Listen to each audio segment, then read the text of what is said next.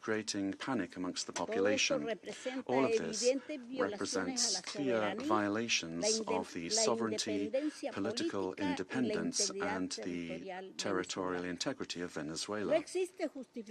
There is no justification whatsoever under any circumstances for the unilateral use of force to commit an act of aggression.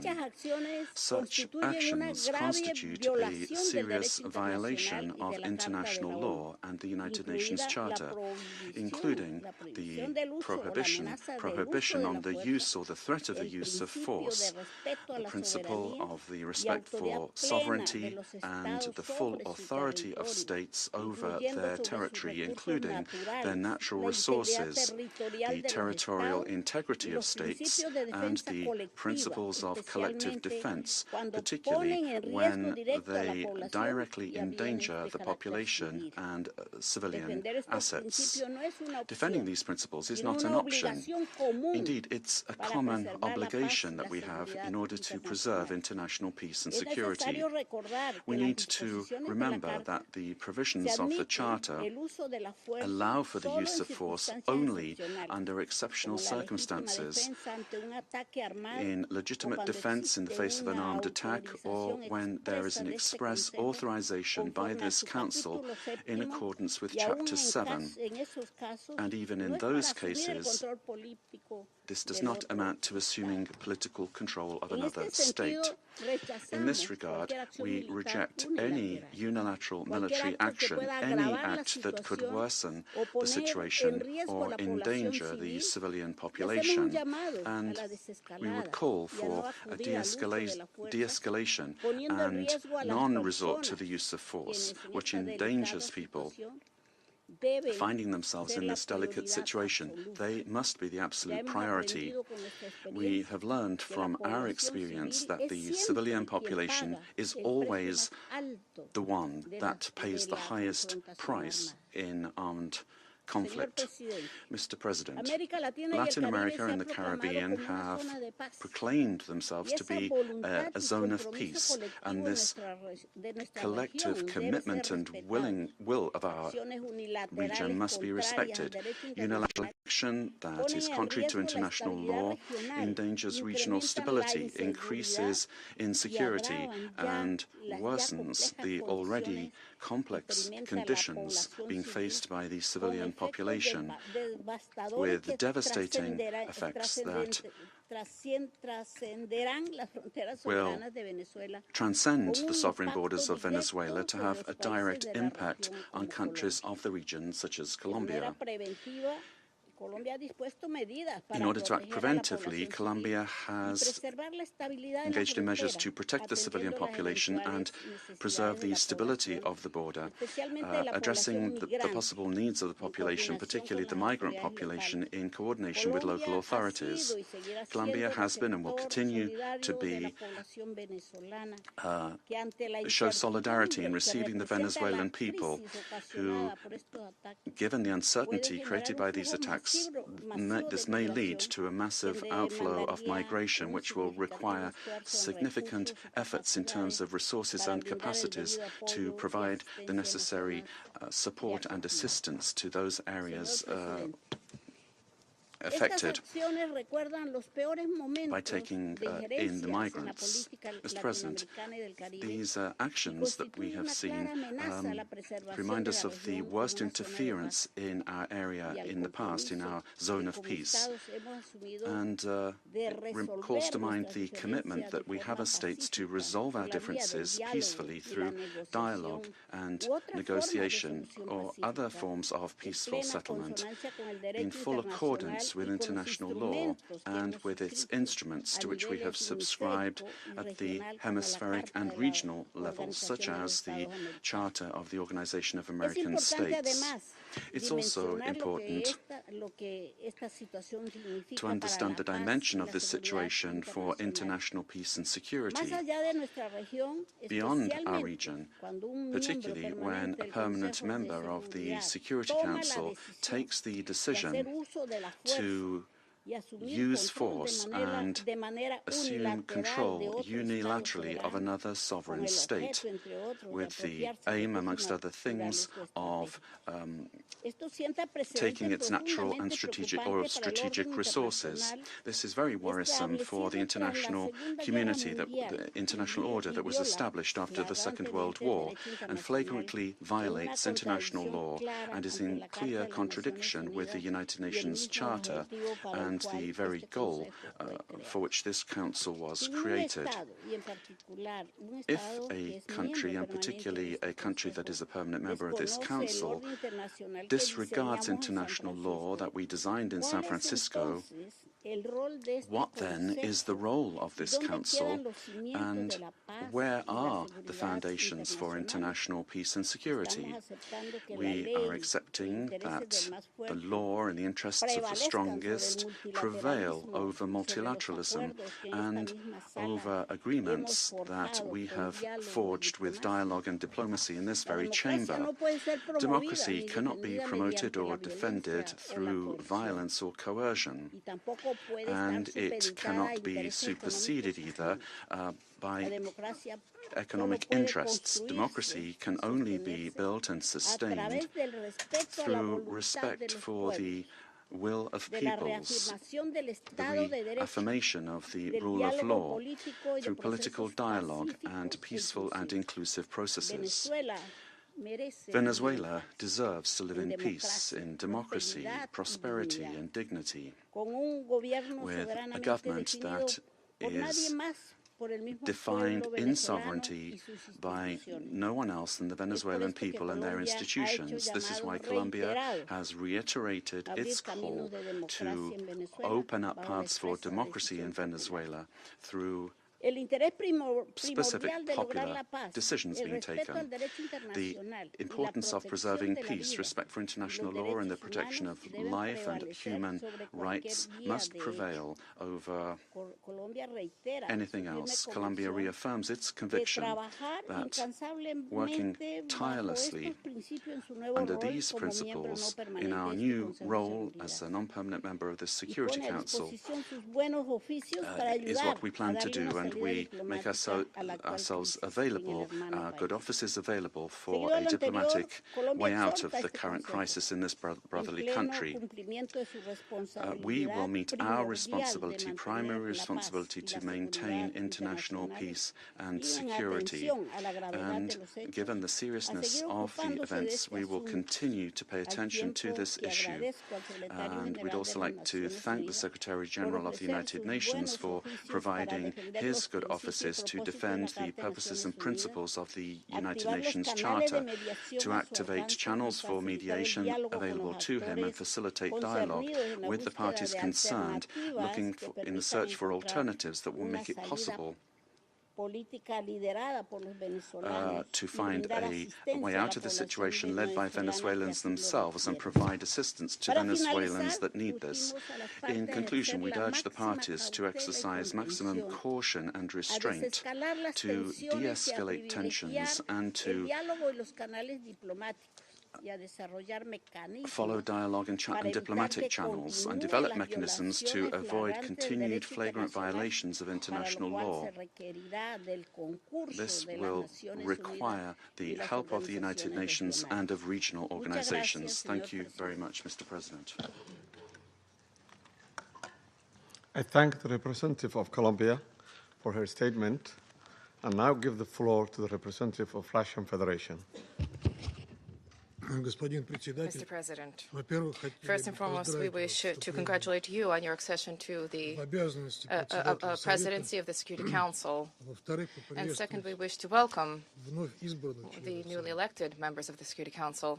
The beginning of this new year shocked all of those throughout the world who cherished the hope that respect for international law and non-intervention in domestic affairs of other states, as well as a reliance upon diplomacy and seeking of compromise, became key principles in the work of the new U.S. administration.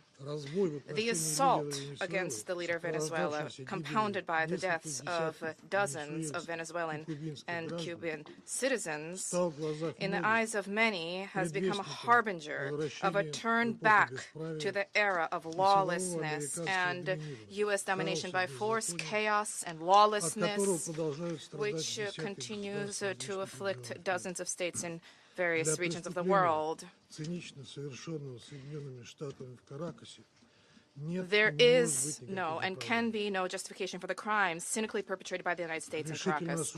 We firmly condemn the U.S. act of armed aggression against Venezuela in breach of all international legal norms. In connection with the confirmed reports about the presence of the abducted president of Venezuela, Nicolas Maduro, and his spouse in the United States, today, as we are aware, they are in New York, we call upon, corrects the Speaker, the U.S. leadership to immediately release the legitimately elected president of an independent state and his spouse. Any problems existing or conflict between the United States and Venezuela need to be resolved through dialogue. And this is precisely what is enshrined in the UN Charter, the purposes and the principles of which a number of states in recent years have begun to apply selectively, depending upon the political landscape. Today, we are reaping the consequences of their recklessness and selectivity in matters related to respect for the norms of international law, which were linked to the so-called rules-based world order. Here is your rules-based world order in all of its glory, which is horrifying even the staunchest Atlanticists. Mr. President, we extend our firm solidarity with the people of Venezuela in the face of the external aggression. We firmly support and completely support the policy of the Bolivarian government, which is geared towards protection of their national interests and the sovereignty of the country. Washington's aggressive acts have already been condemned by many states and multilateral associations, including the Non-Aligned Movement, the African Union, as well as a group of friends in defense of the Charter of the United Nations. We hope that the international banditry will immediately be met with objective and comprehensive assessment at the international legal level with United Nations, universal mechanisms, and other multilateral formats being brought to bear. This process must not be impacted by the recognition or non-recognition by any given states or groups of states of the legitimacy of Nicolas Maduro.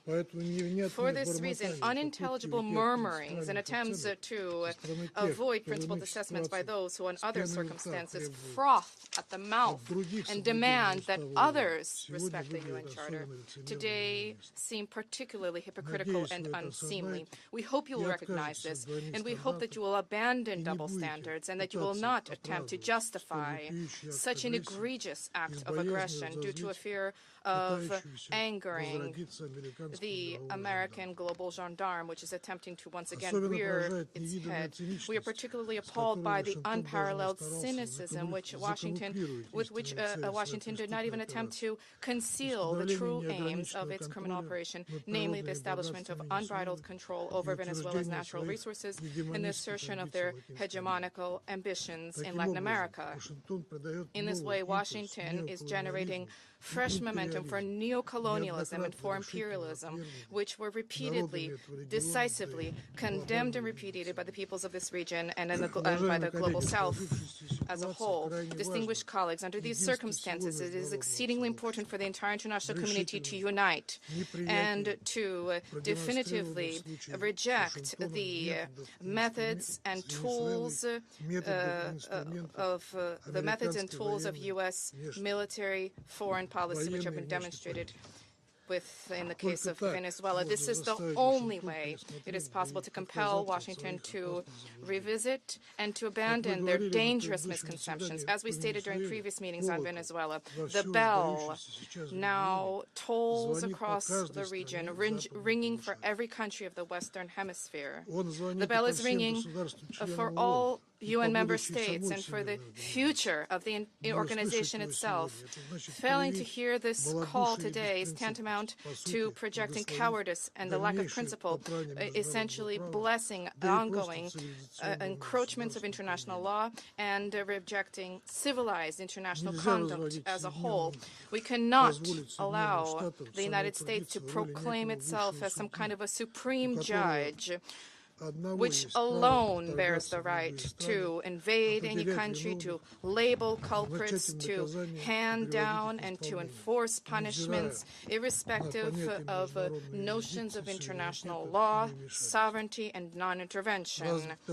Is this the world we sought to attain as we marked the 80th anniversary of the adoption of the Charter of the United Nations, when we all signed on to the relevant Security Council presidential statement? Is this the aim of United Nations reform, which we all advocate?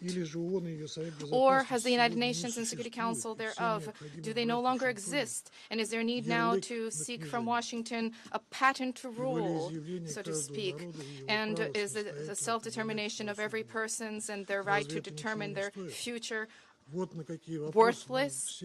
These are the questions that we all must address today. And if this response is sincere, if it is principled, then perhaps the U.S. leadership, too, which openly has... For years, we haven't just been your preferred payments app, but also your means to share joy and blessings.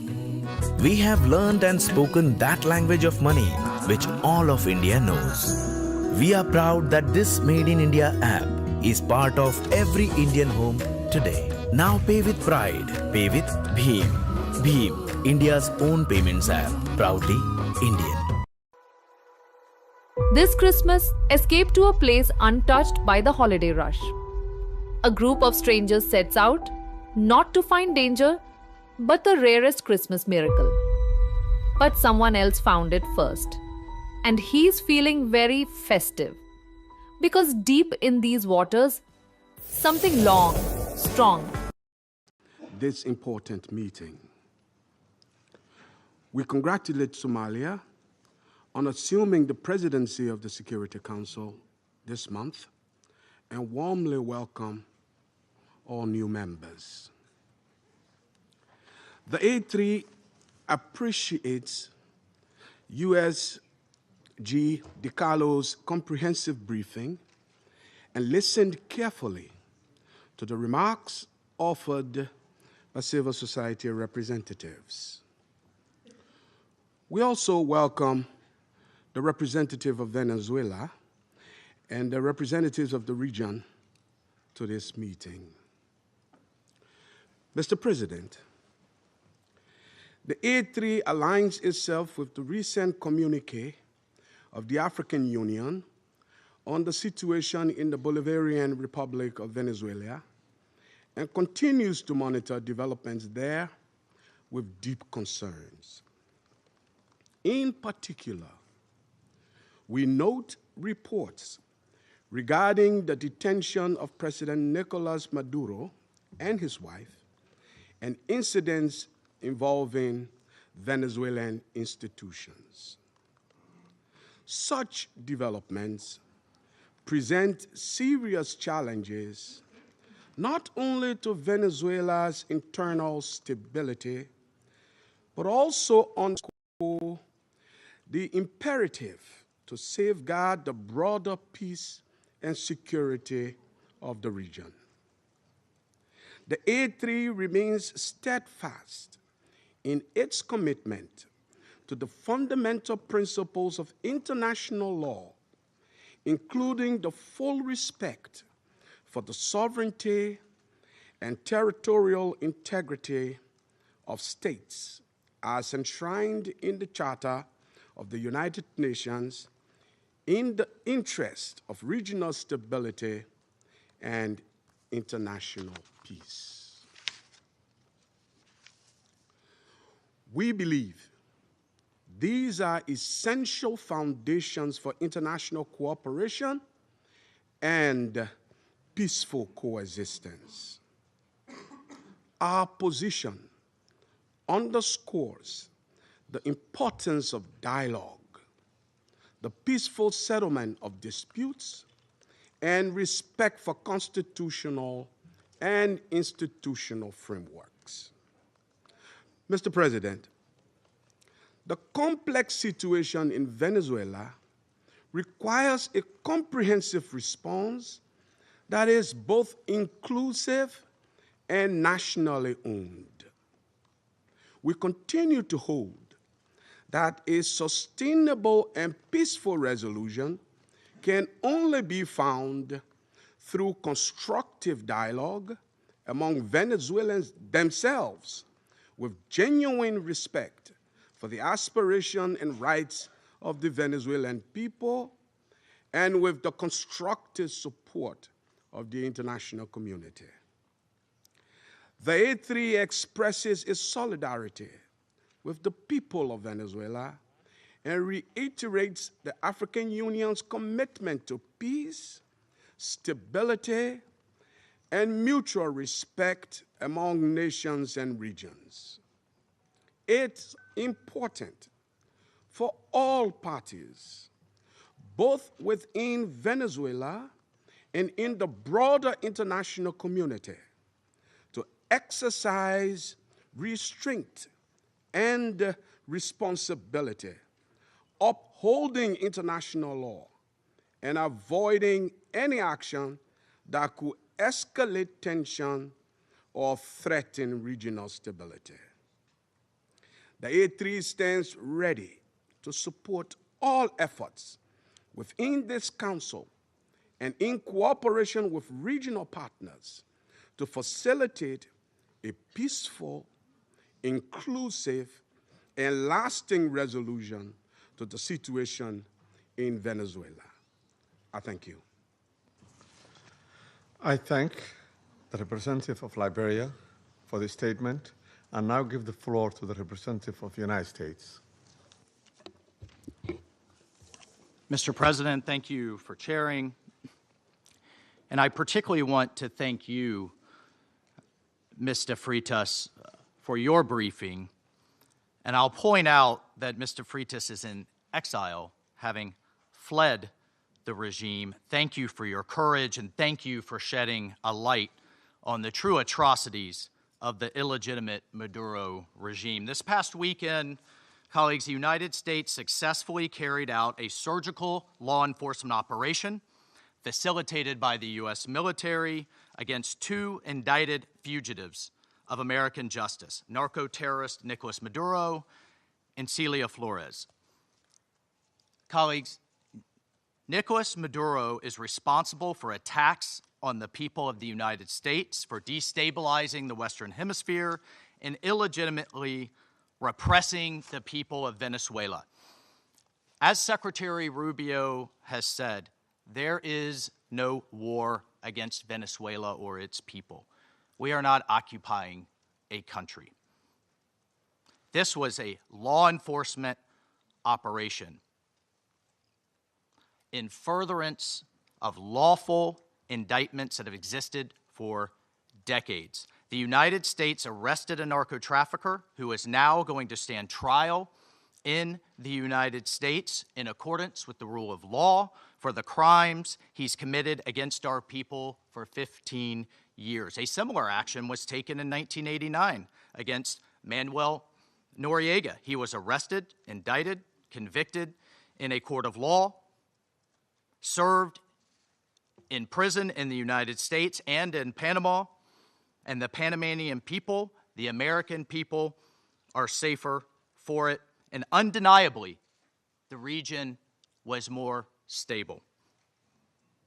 This law enforcement action was directed consistent with the President of the United States' responsibility as Commander-in-Chief to protect Americans at home and abroad against a fugitive who is directly responsible for narco-terrorism that has killed hundreds of thousands of Americans and created destabilizing violence throughout our hemisphere. Nicolas Maduro and his co-defendant, Celia Flores, have been transferred here to the United States to stand trial for their crimes. Maduro was indicted by a grand jury in the Southern District of New York and faces very serious criminal charges for his involvement in a wide-ranging conspiracy to conduct narco-terrorism, to traffic cocaine and other drugs, and conducting international weapons trafficking. The overwhelming evidence of his crimes will be presented openly in U.S. court proceedings. Colleagues, Maduro is not just an indicted drug trafficker. He was an illegitimate so-called president. He was not a head of state. For years, Maduro and his cronies have manipulated Venezuela's electoral system to maintain their illegitimate grip on power. In fact, just 2 years ago, in 2024, a UN panel of experts report found that the election in that year was absolutely and completely a farce and fell well short of the most basic transparency and integrity measures essential to upholding credible elections. If the UN and the United Nations in this body confers legitimacy on an illegitimate narco-terrorist and the same treatment in this charter of a democratically elected president or head of state, what kind of organization is this? We should note that over 50 countries, many nations, including the European Union, including a number of Latin American countries in the region, and of course the United States, again, over 50 countries rejected the legitimacy of Maduro's re-election following the disputed 2024 elections and do not recognize him as Venezuela's legitimately elected president. Maduro unlawfully refused to peacefully cede power after the Venezuelan people voted him out of office in the 2024 election. So therefore, Maduro was a fugitive from justice. He is the head of a vicious foreign terrorist organization, Cartel de los Soles. This regime-sponsored enterprise coordinates with and relies on other vicious criminal organizations, namely Tren de Aragua, again, among others, to carry out its objective of using illegal narcotics as a weapon against the United States. And for its part, Tren de Aragua is a designated foreign terrorist organization with thousands of members, many of whom have unlawfully infiltrated the United States and are conducting irregular warfare and undertaking hostile actions against the American people and against the United States. It's terrorizing criminals commit brutal crimes, including murders, kidnappings, extortions, and human, drug, and weapons trafficking. This administration, President Trump, will not stand for it. In fact, in March of 2025, President Trump declared that Tren de Aragua is quote, Tren de Aragua is undertaking hostile actions and conducting irregular warfare against the territory of the United States, both directly and at the direction, clandestine or otherwise, of the Maduro regime in Venezuela. Maduro and his cronies have partnered with some of the most violent and prolific drug traffickers and narco-terrorists in the world for decades, facilitating the flood of illegal drugs coming in the United States, estimated to be several hundred tons annually. He has become rich, incredibly wealthy, off the misery of untold numbers of Americans, Venezuelans, and others, aiding and abetting international terrorist organizations like Hezbollah, coordinating with corrupt Iranian officials, and other malign actors to influence not only the region, but to malignly influence the United States. In fact, in its own 2025 World Drug Report, the United Nations Office on Drugs and Crime identified Venezuela as a key trafficking route in the Western Hemisphere for illegal drugs, predominantly cocaine, entering the United States and increasingly Europe. As Secretary Rubio stated just yesterday, this is the Western Hemisphere. This is where we live, and we're not going to allow the Western Hemisphere to be used as a base of operation for our nation's adversaries and competitors and rivals of the United States. You can't turn Venezuela into the operating hub for Iran, for Hezbollah, for gangs, for Cuban intelligence agents, and other malign actors that control that country. You cannot continue to have the largest energy reserves in the world under the control of adversaries of the United States, under the control of illegitimate leaders, and not benefiting the people of Venezuela, and stolen by a handful of oligarchs inside of Venezuela. But it doesn't stop there. Numerous UN and international human rights organizations have issued reports documenting serious human rights abuses by the Maduro regime, including reports of extrajudicial killings, political prisoners, torture, and arbitrary and unlawful detentions. In fact, over 8 million Venezuelans have fled the country, destabilizing their neighbors in the region and creating the world's largest refugee crisis. Members of this council, colleagues, the United States wants a better future for Venezuela. We believe a better future for the people of Venezuela and for the people of the region and the world is stabilizing the region and making the neighborhood that we live in a much better and safer place. And this is why millions of Venezuelans that have fled this brutal regime are celebrating and cheering around the world as this body pontificates. When you have the perfect response in your head, but your fingers just can't keep up. We've all been there. Typing, deleting, retyping. Now I use Whisperflow. I just think out loud and it creates perfect formatted text on any app or website. Whisperflow understood what I was trying to say and gave me the exact output I wanted. Check out the difference between this same sentence being dictated into Siri versus Whisperflow. Let's meet at 12 p.m. at Joe's Pizza. Wait, no, actually I can't do 12, so let's do 12:30. And instead of Joe's, let's go to Kelly's Diner. Whisperflow understood what I was trying to say and gave me the exact output I wanted. For longer texts like this email, they even formats it professionally so it's ready to go with no editing. So much faster than typing. Whether you're writing in Gmail, ChatGPT, iMessage, WhatsApp, Slack, Cursor, or anywhere else, break free from your keyboard. Do you know how much time you'll save if you quadruple your typing speed? Try Whisperflow for free on desktop and mobile.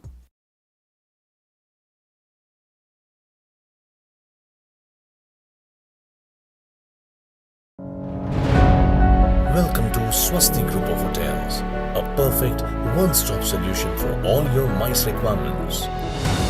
Experience state-of-the-art, impeccably furnished meeting halls and convention centers for business events. Choose from range of exquisitely appointed, well-furnished rooms with ultra-modern facilities. Swasti Group, your perfect destination for business and blissful life. And Secretary General for Political Affairs, Rosemary DiCarlo, for her detailed report representing Secretary General Antonio Guterres. She's briefed us on the situation under discussion today. We're also very grateful for the very valuable presentations by Mr. Jeffrey Sachs and Ms. Mercedes de Freitas. In this context, the Republic of Panama would like to refer to the situation that has taken place in the territory of the Bolivarian Republic of Venezuela, which is of concern due to its possible impact on peace and regional stability. However, in the light of the unfortunate reality of the facts that we've seen, we now need to turn our attention constructively towards the future of Venezuela. However, it's important to point out that in terms of a constant principle of our foreign policy, Panama would like to reiterate our unfailing commitment to multilateralism, to the sovereignty of states, and to the unrestricted respect for international law, especially the principles enshrined in the United Nations Charter, including non-intervention, respect for territorial integrity, and the prohibition of the use of force. This is mentioned in Article 2 of the United Nations Charter.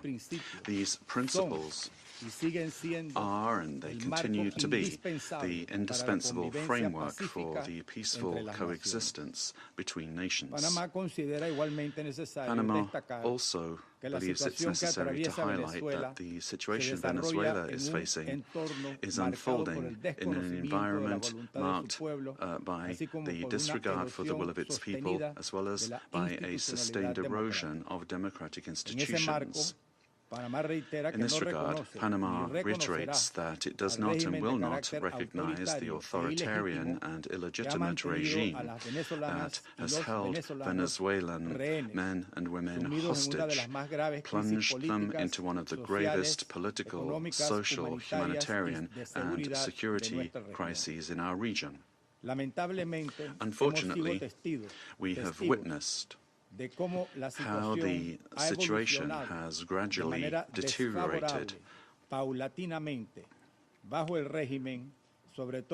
under the regime, especially over the last year, with increased systemic erosion of democracy, the hollowing out of institutions, and the rise of authoritarian and repressive practices, which have contributed to an unfortunate outcome and therefore cannot be ignored by the international community.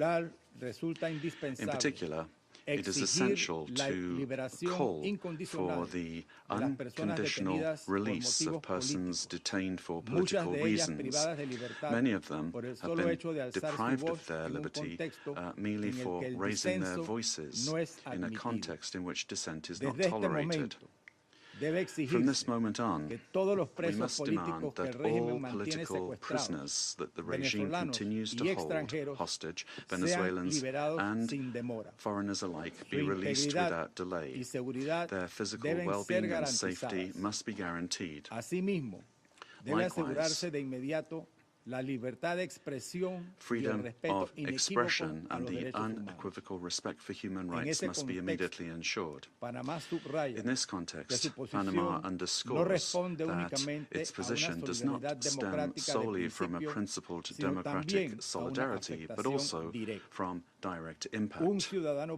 A Panamanian citizen, Mr. Olmedo Núñez, remains arbitrarily detained in Venezuela without formal charges, without due process, without full access to a defense, and without effective consular guarantees. Added to this is the human impact of a multidimensional crisis that has forced around 9 million Venezuelans, men and women, to leave their homes, compelled to live in displacement and vulnerability as a consequence of the institutional and social collapse generated by the regime. A crisis that has had significant regional repercussions, reflected both in the irregular migration flows from south to north of a significant number of Venezuelan nationals, as well as reverse migration movements, including also a lot of Venezuelans, the effects of which are felt particularly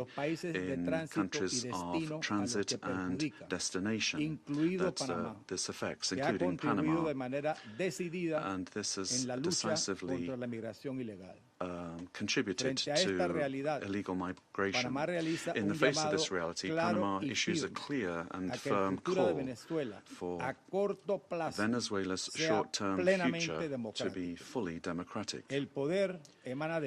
Power emanates from the people, and as stated by His Excellency, the President of the Republic of Panama, José Raúl Molino, the people, the true sovereign, have already spoken at the polls, granting an indisputable victory with 70% of the votes on July 28, 2024, to the opposition candidate, Mr. Edmundo González Urrutia, as well as to Maria Corina Machado, who was prevented by the regime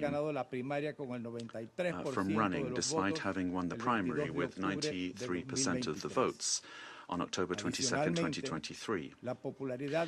Additionally, the popularity of both has increased in recent months, including among police and military sectors. The elected government has the teams and work programs ready to be implemented immediately, guaranteeing an orderly transition that provides the rule of law, respect for human rights, and confidence. In line with this commitment, Panama proudly safeguards the electoral records that reliably certify said victory as testimony to the inalienable right of the Venezuelan people to determine their own political destiny. Recognizing any authority other than that of the elected president would amount to legitimizing electoral fraud, normalizing authoritarianism, and undermining the universal principle of free elections as the source of legitimacy.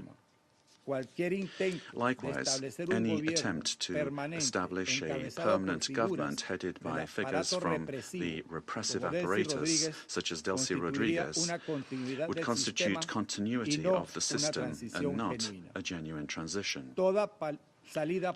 Any political solution must be peaceful, it must be democratic, and led by the Venezuelans, with the responsible assistance of the international community, including the United Nations and regional mechanisms such as the Organization of American States. Panama does not wish and would like to avoid a scenario in which Venezuela's reality simply evolves into a change from one crisis to another, one crisis replacing another. There can be no genuine transition with Madurismo if it remains. Or if we have the same power structures preserved under new names. Any arrangement that keeps figures associated with the repressive apparatus at the center of governance would, in practice, constitute continuity of the system and not a real transition. Comparative experience shows that merely nominal transitions tend to prolong conflicts, intensify migratory flows, and perpetuate regional instability to the detriment of international peace and security. Panama will always stand in solidarity with an orderly and democratic transition process, anchored in the popular will already expressed at the polls on July 28, 2024, aimed at restoring democratic institutions through an interim period strictly limited in time, the sole purpose of which is to create the conditions necessary for the effective exercise of the Venezuelan people's right to self-determination. As a country that recovered its democracy and sovereignty, Panama can state clearly that there can be no peace without legitimacy, nor legitimacy without democracy, and that every democracy is ultimately based on respect for the popular will. Mr. President, Panama, due to our commitment to multilateralism and international law, in its capacity as member of the Security Council, will continue to contribute responsibly to collective efforts aimed at preserving peace, strengthening democracy, and supporting legitimate and sustainable solutions anchored in the sovereign will of peoples and respect for international law. Thank you very much. I thank the representative of Panama for the statement and now give the floor to the representative of Latvia. Thank you, Mr. President. At the outset, I would like to congratulate Somalia on assuming the presidency of the United Nations Security Council in January, and wish you all success. Latvia takes its seat on the Council with a profound sense of honor and responsibility for this role. And let me thank Under-Secretary General Rosemarie DiCarlo for today's briefing on behalf of the Secretary General, and I thank the invited briefers. The Security Council bears primary responsibility for the global efforts to uphold peace, security, and rule of law worldwide. Latvia recalls that under all circumstances, the principles of international law and the UN Charter must be upheld. All efforts now focus on ensuring de-escalation and stability in Venezuela based on inclusive dialogue and broad societal support.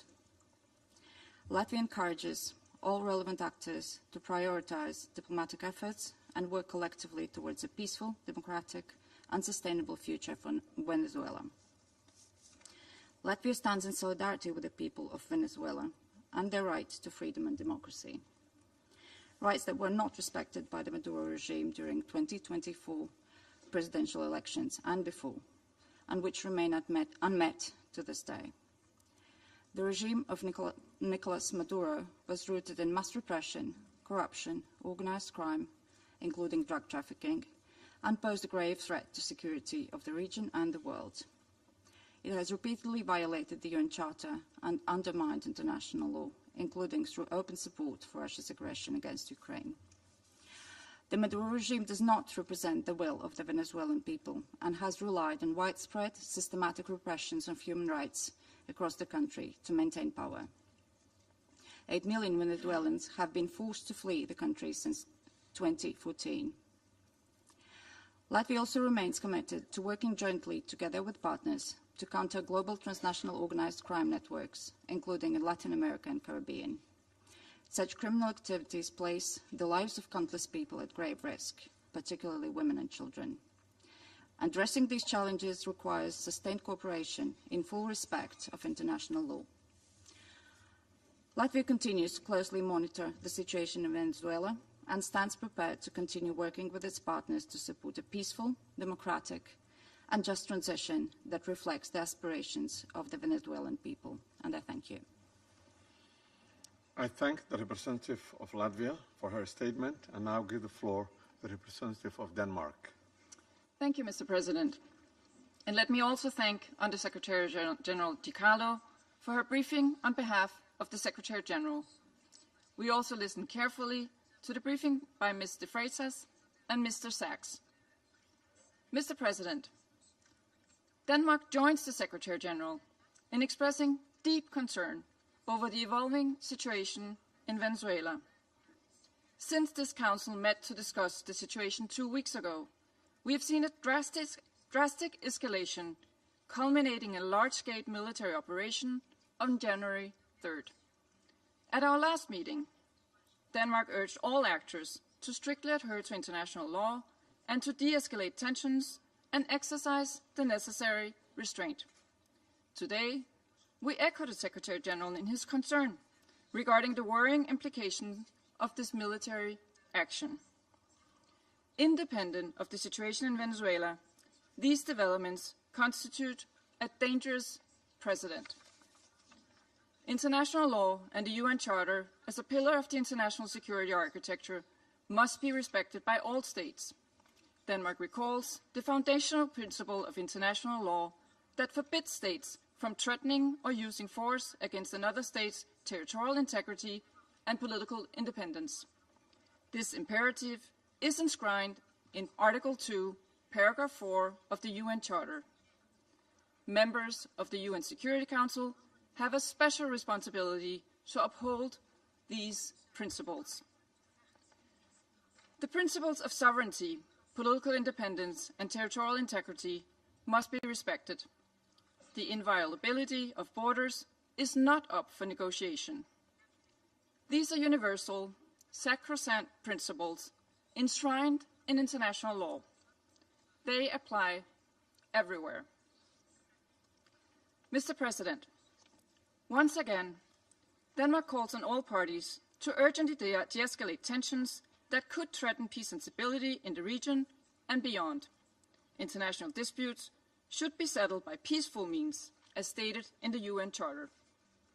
We further call on all parties to exercise maximum restraint and to engage in dialogue and diplomacy.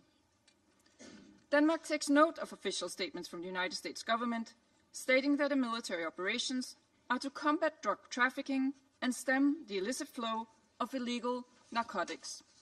Denmark shares the priority of combating organized crime and drug trafficking, while reiterating that counter-narcotic efforts, as all other efforts, must be conducted in strict accordance with international law, including the fundamental rules and principles of the UN Charter. Mr. President, against this backdrop, Denmark wishes to recall our solidarity with the people of Venezuela. Denmark does not recognize Nicolas Maduro as the legitimate president of Venezuela, following the lack of transparency and integrity in the 2024 presidential elections, which failed to meet basic democratic standards. In Maduro's attempts to cling to power, his authoritarian regime grew increasingly oppressive. His regime bears responsibility for widespread and systematic violations of human rights against his fellow citizens, and he should be held accountable. The victims of the Maduro regime's alleged crimes against humanity have to be heard. The Venezuelan people have a right to democracy and self-determination exercised through peaceful, inclusive, and credible democratic processes, free from fear of political persecution, intimidation, or repression, and external political interference. This includes the rights of Venezuelans alone to determine their political, economic, and social future, without coercion, pressure, or manipulation by external actors. No state should seek to influence political outcomes in Venezuela through the use of threat of force or through other means inconsistent with international law.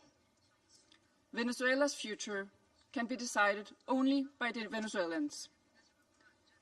We call on all parties and stakeholders to come together for a negotiated and peaceful transition to democratic rule in a process led by and owned by Venezuelans. At this critical and uncertain time, it is imperative that all parties fully respect human rights and international law. Denmark remains committed to supporting Venezuela and the aspirations of its people on its path to lasting political stability. I thank you. I thank the representative of Denmark for her statement and now give the floor to the representative of the United Kingdom. Thank you, President. I congratulate Somalia on the assumption of the presidency of the Council for the month of January. And I thank our briefers for their remarks. Colleagues, the Venezuelan people have suffered for years. This Council now meets at a pivotal moment for Venezuela's future. Maduro's actions created extreme levels of poverty, violent repression, and failing basic services. His regime's rule precipitated a displacement crisis affecting the whole region. The United Kingdom has long been clear that Maduro's claim to power was fraudulent. To date, Venezuela's National Electoral Council has failed to publish the full results of the July 2024 presidential elections, and independent domestic and international reports also observed significant irregularities and a lack of transparency. President, the United Kingdom wants to see a safe and peaceful transition to a legitimate government that reflects the will of the Venezuelan people. They deserve a government which reflects their vote at the ballot box and delivers a more stable, prosperous future for all Venezuelans. Finally, President, the United Kingdom reaffirms its commitment to international law and the principles enshrined in the Charter of the United Nations. These foundations are essential for maintaining global peace, security, and the rule of law. I thank you. I thank the representative of the United Kingdom for his statement and now give the floor to the representative of France. Merci, Monsieur le Président. Thank you, Mr. President. Je voudrais d'abord vous féliciter pour votre présidence du Conseil de sécurité au mois de janvier. Je voudrais également remercier Madame Rosemary DiCarlo de nous avoir transmis les éléments du secrétaire général des Nations Unies au sujet du dernier développement Venezuela. Monsieur le Président, Mr. President, la France est France restée solidaire du peuple has vénézuélien continued to stand in dans la solidarity crise with qu'il the Venezuelan traverse people depuis de as trop they face nombreuses the années, crisis that has been et en plaguing them for particulier far too many years, depuis l'été 2024. specifically and in particular since Le the summer 28 juillet 2024. On the 20th of July peuple 2024, the Venezuelan a people exercé son droit de exercised vote their right de to façon vote pacifique peacefully pour déterminer in l'avenir order de to son pays. shape the future of their country. Son droit à choisir ses dirigeants Their right to choose lui a their néanmoins été leaders confisqué nonetheless has been par Nicolas stripped Maduro. away from the people by Nicolas Faut-il le Maduro. rappeler? Must you recall the Le facts? processus The électoral electoral avait été process marqué has been par de marred, nombreuses was irrégularités marred by numerous et le décompte final des irregularities, voix and the final par une counting of absence votes was flagrante marred by de a transparence. flagrant lack of transparency. Face à l'aspiration In démocratique du light of peuple the democratic vénézuélien, aspirations Nicolas of the Maduro Venezuelan a people, systématiquement Nicolas répondu par Maduro la has répression des systematically voix responded dissidentes, with the des membres de repression l'opposition of dissident et de la voices société civile, of members of the ainsi opposition que and par of de civil society, as well as with détentions arbitraires. numerous arbitrary La France detentions. s'est toujours France exprimée has avec clarté always expressed fait itself que ces with clarity pratiques about the étaient fact that inacceptables these et que le practices are respect des droits de l'homme unacceptable and that devait respect être for human rights must be upheld. Monsieur le Président, Mr. President, l'opération the militaire qui military a conduit operation à la which has capture led de to Nicolas the Maduro capture of Nicolas contrevient Maduro au runs principe counter de to the règlement principle pacifique of des peaceful différends dispute et à resolution celui and de non-recours à la runs force. counter to the principle of non-use of La force. multiplication The des violations de proliferation la of Charte des violations of the Nations Charter Unies of the United et du Nations droit and the international violations of par des États international law investis de la by states responsabilité de vested membres with permanents de ce responsibility Conseil as permanent members of the Security sape les Council bases chips de away at the l'ordre very international. foundation of the international order. Contrevenir aux principes de la Charte, Contravening the principles parmi of the lesquels les Charter, principes de respect including de the principle of respect l'indépendance for et de independence l'intégrité and the territoriale des territorial États, integrity of states, mine les fondements des Nations Unies undermines the et foundation of the United fragilise la paix Nations and et la sécurité weakens internationale. international peace and security. La France France fidèle remains et engagée faithful pour le and respect de committed la to Charte des respect for Nations the Unies Charter et of the du United principe Nations de and of règlement the pacifique des principle of différends. peaceful dispute Nous resolution. devons mettre en œuvre ces We principes have an obligation to uphold en these tout temps principles at all et en times tout lieu. and in all places. Leur respect Respect for est these indispensable. principles is indispensable. Monsieur le Président, Mr. President, la France France réitère son attachement wishes au to respect de reiterate la our commitment volonté to respect for the du peuple for the vénézuélien. will of the Venezuelan La people. transition qui s'ouvre à The présent pour le transition which is Venezuela doit être currently pacifique, being opened up for démocratique Venezuela needs to be et peaceful respectueuse des and choix du democratic peuple vénézuélien, and qui est un peuple carried out in a souverain. manner which respects the choice of the Venezuelan people, Cette a sovereign transition people. doit être This dirigée transition par must be et led pour by les Vénézuéliens. and for the La Venezuelans. France se tient prête avec les États France de la stands région et ses ready, partenaires de l'Union alongside européenne, states in the region à and soutenir our le dialogue partners at the en European vue de la Union to restauration de la uphold libre dialogue expression with a view to the démocratique au restoration of the Venezuela free democratic appuyer la expression stabilité in Venezuela. régionale. We stand ready to support regional Ce doit être stability. aussi This le rôle also de ce needs to Conseil. be the Je vous role of remercie. the Security Council. Thank you. I thank the representative of France for the statement and now give the floor to the representative of Bahrain. Mr. President, I wish to take this opportunity to congratulate first and foremost the Federal Republic of Somalia on its presidency of the Security Council during this month of January. We wish you every success. We also wish to take this opportunity to thank delegations whose mandate at the Council ended, namely Algeria, Guyana, the Republic of Korea, Sierra Leone, as well as Slovenia. We wish to thank them for their significant contributions to the attainment of the goals and the mission of the Council. I also wish to thank Madam Rosemary DiCarlo, Undersecretary General for Political and Peacebuilding Affairs, for her valuable briefing related to the latest developments which have taken place in the Bolivarian Republic of Venezuela, and I wish to thank other briefers as well.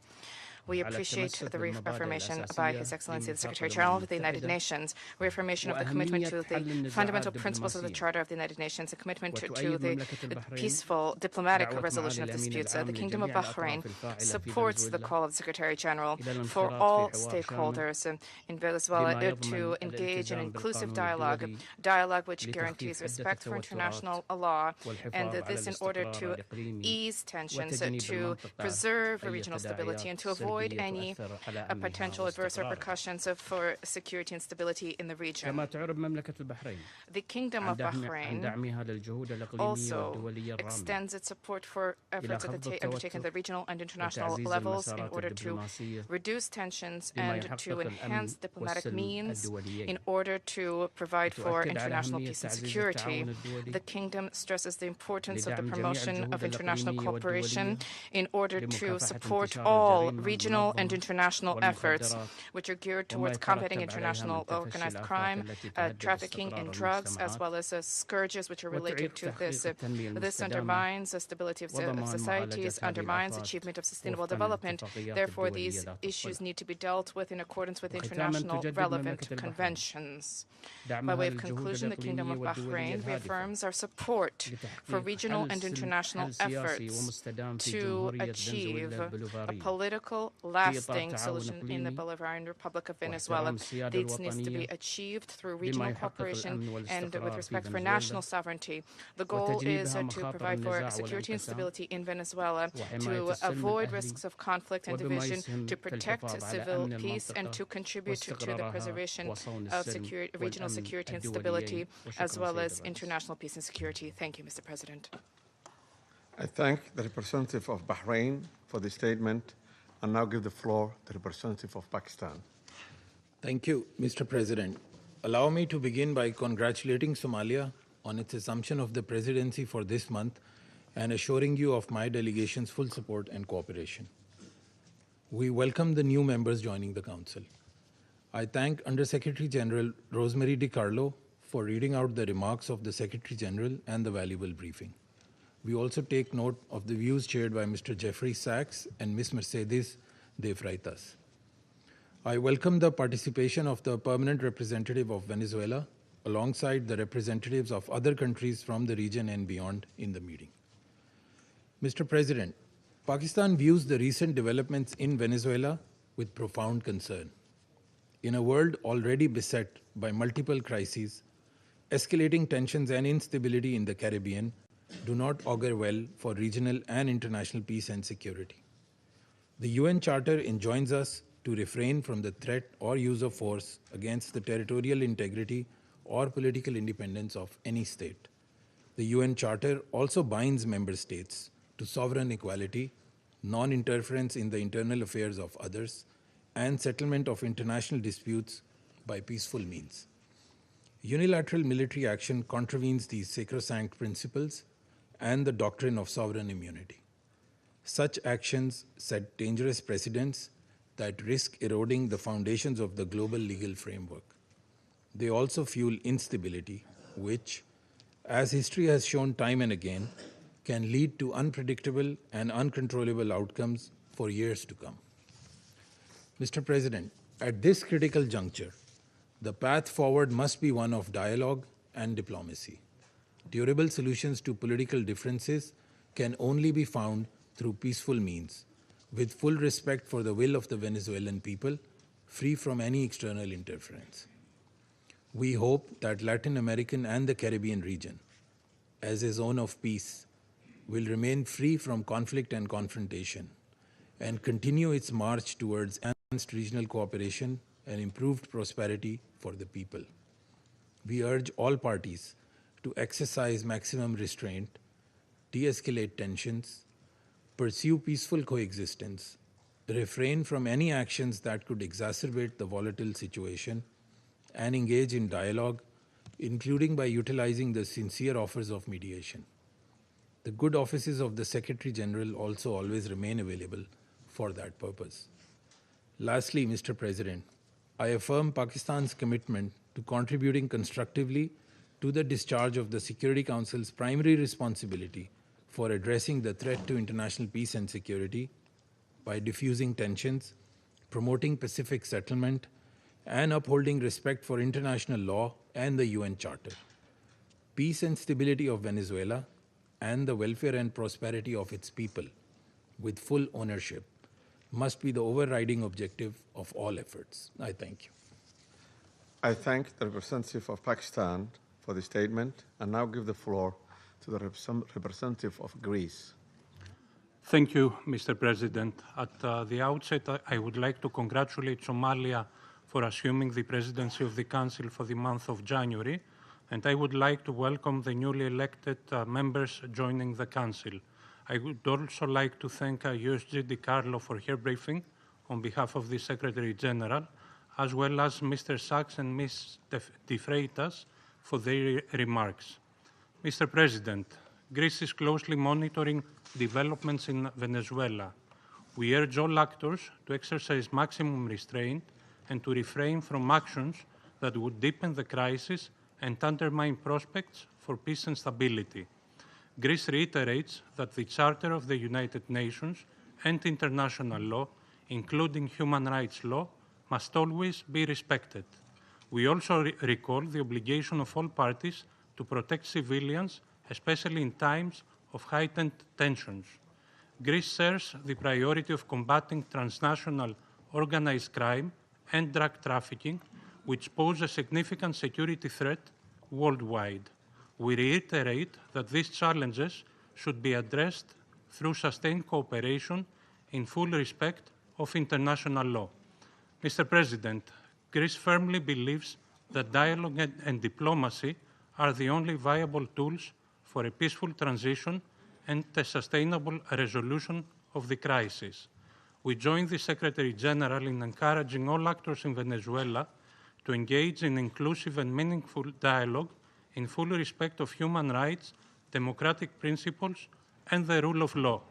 We have long been clear that Nicolas Maduro's and illegitimate president's claim to power lacks legitimacy. Greece has not recognized the results of the rigged elections of July 28, 2024, and has always supported initiatives aimed at achieving a democratic solution for Venezuela. We stand firmly with the people of Venezuela in their pursuit of a democratic future, and we express the hope that the recent events will lead to this effect. The voices of all Venezuelans need to be heard, and they deserve governance that reflects their will through peaceful and inclusive processes. In this spirit, we will continue to support efforts aimed at achieving a peaceful, negotiated transition that ensures the will of all Venezuelans is fully respected. Greece stands ready to support all regional and international efforts aimed at the peaceful resolution of the crisis in line with the Charter of the United Nations and international law. I thank you. I thank the representative of Greece for this statement and now give the floor to the representative of Bolivarian Republic of Venezuela. Muchas gracias, señor presidente. Thank you very much, Mr. President. Before coming to the substance of our statement today, I think we need to make an institutional clarification. We note with concern that an attempt is being made to present to the Security Council a supposed representative of civil society, a person whose public career trajectory bears the hallmarks of sustained funding from foreign governments and transnational corporations. This has been the case for years, as well as participation in processes of political destabilization and the promotion of institutional breakdown in her own country. The instrumental use of this person to legitimize narratives of confrontation, justify the use of force, or minimize violations of international law does not contribute in any way to the purposes of this Council or to the strengthening of multilateralism. On the contrary, it erodes the credibility of the debates and distorts the Security Council's mandate entrusted with the maintenance of international peace and security. Mr. President, on January 3rd, 2026 is a date of profound historical significance, not only for Venezuela, but for the international system as a whole. On that day, the Bolivarian Republic of Venezuela was the target of an illegitimate armed attack, lacking any legal justification by the government of the United States of America, which included bombing of our territory, the loss of civilian and military lives, the destruction of civilian infrastructure, essential infrastructure, and the kidnapping of the constitutional president of the Republic, Nicolas Maduro Moros, and the First Lady Celia Flores.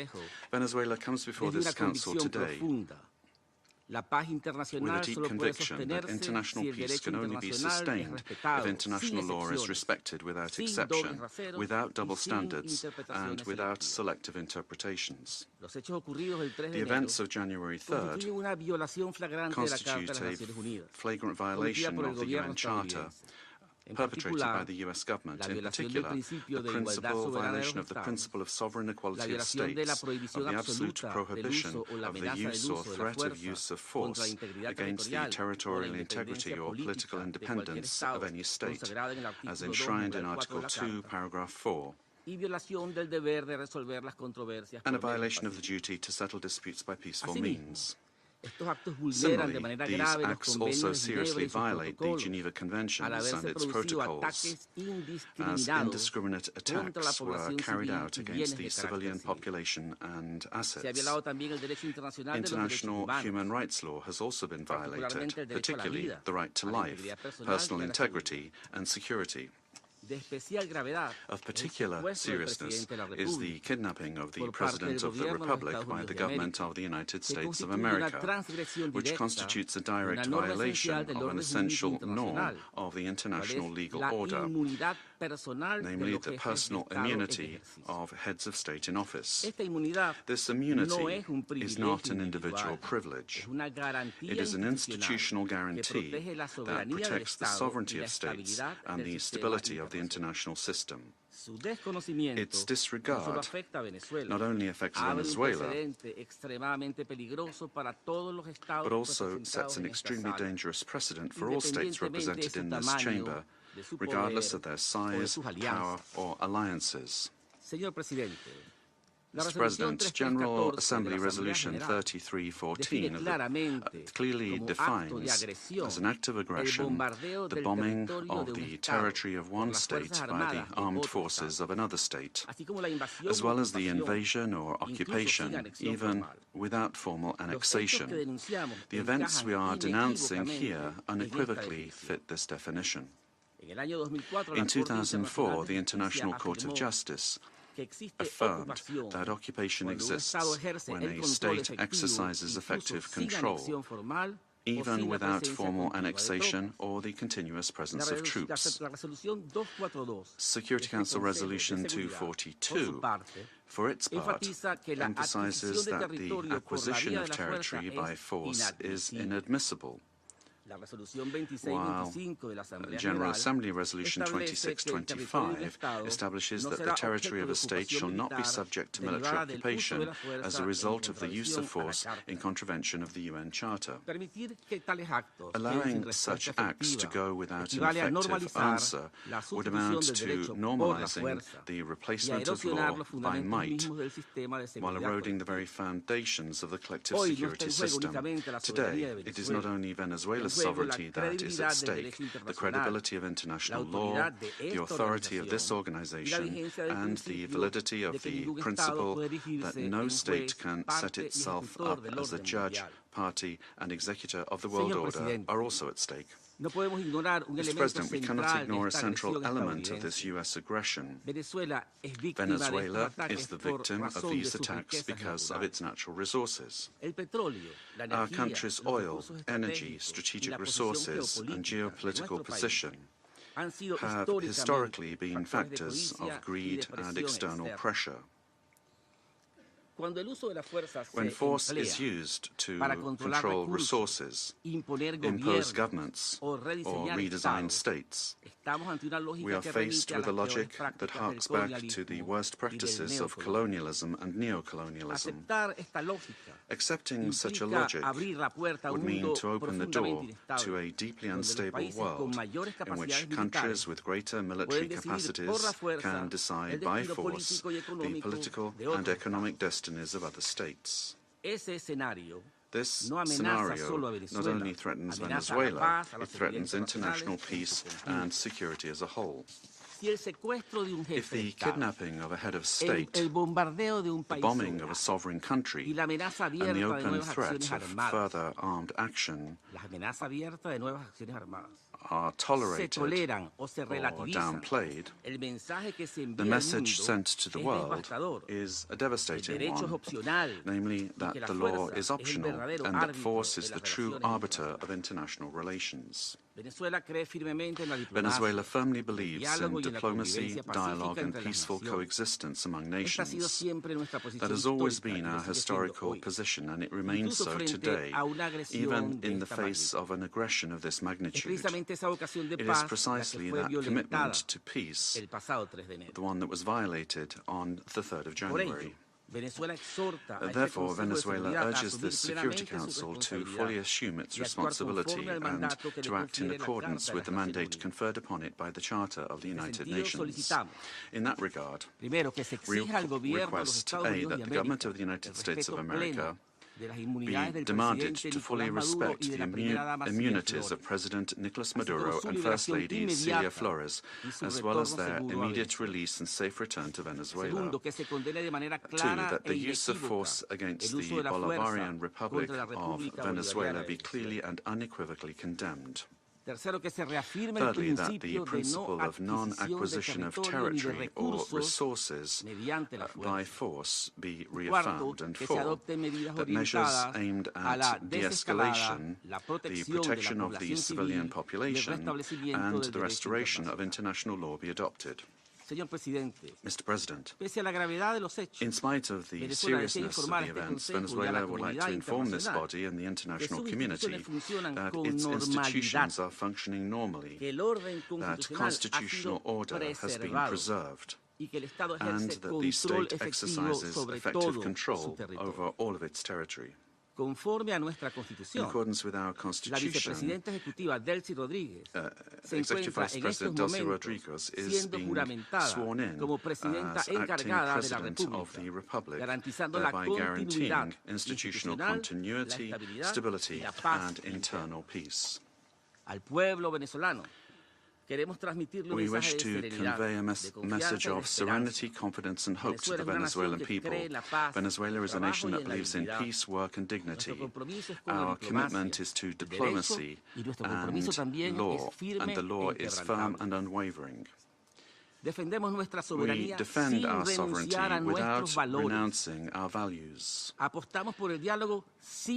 We bet on dialogue without accepting imposition. We believe in a future of coexistence, development, and mutual respect among nations.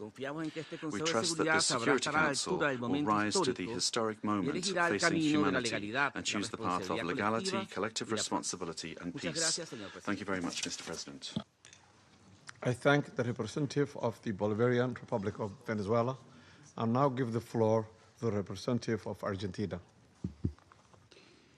Buenos días y muchas gracias, good morning, señor presidente. And thank you very much, Mr. President. Señor presidente, Mr. President, el gobierno de la República the Argentina government of the Argentine valora la Republic decisión y la values the determinación decision demostrada por el and presidente de determination Estados demonstrated Unidos by the y por President su of the gobierno United States en of las America recientes and by acciones his government adoptadas en in the Venezuela, recent actions que taken in derivaron en la Venezuela captura del that dictador resulted in the Nicolás Maduro, capture of the líder dictator del Nicolas cartel de los Maduro, Soles, leader of the declarada como Cartel of the organización Suns, terrorista por el gobierno argentino en declared a 2025, terrorist organization mismo año by en el que la Argentina República in Argentina declaró 2025, también the same year in which Argentina also declared the Tren de Aragua a terrorist organization. The Argentine Republic trusts that these events represent a decisive step forward against narco-terrorism that affects the region and at the same time open a stage that will allow the Venezuelan people to fully recover democracy, the rule of law and respect for human rights in accordance with the principles of international law, and put an end to the oppression exercised for years by the authoritarian regime that plunged the Venezuelan people into poverty and forced 8 million Venezuelans to have to flee their country. Mr. President, the illegitimate regime of Nicolas Maduro has not only constituted a direct threat to Venezuelan citizens through the systematic violation of human rights, the appropriation of the country's resources and the destruction of democratic institutions, but also to the entire region by leading and exporting its networks of drug trafficking and organized crime. Since the inauguration of President Javier Milei, Argentina has been clear and consistent in its position regarding this situation. We have unequivocally denounced the lack of freedoms and the serious human rights violations, and we have actively contributed with determination and responsibility to international efforts aimed at the return of democracy in Venezuela. In March 2024, when others opted for inaction or ambiguity, Argentina granted diplomatic asylum to 6 Venezuelan opposition leaders, assuming an enormous challenge for our representation in Caracas. Subsequently, after denouncing the fraudulent nature of the result announced in the 28 July 2024 elections and recognizing Edmundo González Urrutia as president-elect, Argentina was expelled from Venezuela. Our embassy, where the asylum seekers remained, was subject to a permanent siege. Despite these pressures, the Argentine Republic maintained its unwavering conviction to continue denouncing the situation in Venezuela and to act in every available international forum so that Venezuela could once again embrace freedom and democracy. Mr. President, this is not the first time that Argentina has addressed the Security Council regarding the situation in Venezuela. On the 23rd of December last, we expressed our deep concern over institutional and humanitarian deteriorating situation, noting the effects of the illegitimate regime of Nicolas Maduro transcended the domestic sphere and negatively affected regional stability, constituting a concrete threat to hemispheric security. In the same vein, President Milei stated at the Mercosur summit that Argentina welcomed the pressure from the United States aimed at freeing the Venezuelan people. Today, the international community faces a new scenario that poses a dual challenge: to support a genuine democratic transition in Venezuela and to contribute to the lasting restoration of peace and security in our region. Faced with both challenges, the Argentine Republic stands ready and willing to cooperate. We reaffirm our firm commitment to the full restoration of institutional normalcy and the rule of law in Venezuela, always safeguarding the freedom, human dignity and prosperity of the brotherly Venezuelan people, as well as our determination to continue fighting against the scourge of narco-terrorism and those who contribute to its financing. The process that begins today requires the firm and coordinated commitment of all those countries that have accompanied the Venezuelan people in their long struggle, so that Venezuela can leave behind more than 2 decades of political, humanitarian and social crisis and can finally be reunited with freedom, democracy, respect for human rights and economic prosperity. Mr. President, finally, the Argentine Republic requests that the authorities responsible for administering the transition in Venezuela contribute to the immediate release of the Argentine citizen Nahuel Gallo, who has been in a situation of enforced disappearance since the 8th of December 2024, in clear violation of his human rights, and that his prompt and safe return to our country be guaranteed. Thank you. I thank the representative of Argentina and now give the floor to the representative of Chile. Thank you, Mr. President. Chile would like to thank Somalia for convening this informational briefing under the item Threats to International Peace and Security. We'd also like to thank Madam Rosemary DiCarlo, USG for Political and Peacebuilding Affairs, as well as the briefings from Mr. Jeffrey Sachs and Ms. Mercedes de Freitas. President, Chile would like to express our deep concern and firm condemnation of the unilateral military action taken by the United States in the territory of the Bolivarian Republic of Venezuela. We also reiterate consistently our firm commitment to respect for international law, sovereignty and territorial integrity of states, and the peaceful settlement of disputes, the prohibition of the threat or the use of the threat of force, and full respect for human rights. These affirmations are accepted by the majority, and they must maintain their importance in order to preserve international peace and security. We said this on the 23rd of December when we took the floor, and we reiterate this today. Chile does not recognize the Maduro regime, but serious violations of human rights being faced by Venezuela do not have a military solution. They can only be addressed through peaceful, gradual and inclusive measures that will take into account the legitimate aspirations of the Venezuelan people. Respect for international law does not allow for exceptions, including when it comes to addressing the illegitimacy of a president. Problems must always be solved within the normative framework that we have provided for ourselves as nations. The future of Venezuela must include free elections, citizen participation, and international assistance, and not with actions that could create dangerous precedents or escalate tensions in the region with serious consequences for the population. Chile, as a witness of history and based on our own experience with the loss of democracy, where there was foreign interference that caused extreme damage and pain for the Chilean people, we were able to recover our democracy through a transitional process that was carried out with the assistance of the international community, the strength of organized citizens, and through our institutions. Mr. President, Chile would like also to underscore the urgent need to continue with coordinated efforts multilaterally to address transnational organized crime, and we're also convinced that Latin America and the Caribbean must continue to be a zone of peace, because that zone of peace not only serves Latin America and the Caribbean, but the entire world. An armed conflict will have devastating humanitarian consequences in Venezuela and in the region. It will worsen the suffering of the civilian population and worsen even further the displacement, insecurity and vulnerability aspects of the situation. We reiterate that any differences must be dealt with exclusively through peaceful means in strict respect for international law, the sovereignty of states, and the prohibition of the use or the threat of the use of force. As was recently indicated by the heads of state of Brazil, Chile, Mexico, Uruguay and Spain, we express our concern with regard to any attempt to control government administration or foreign ownership of strategic assets.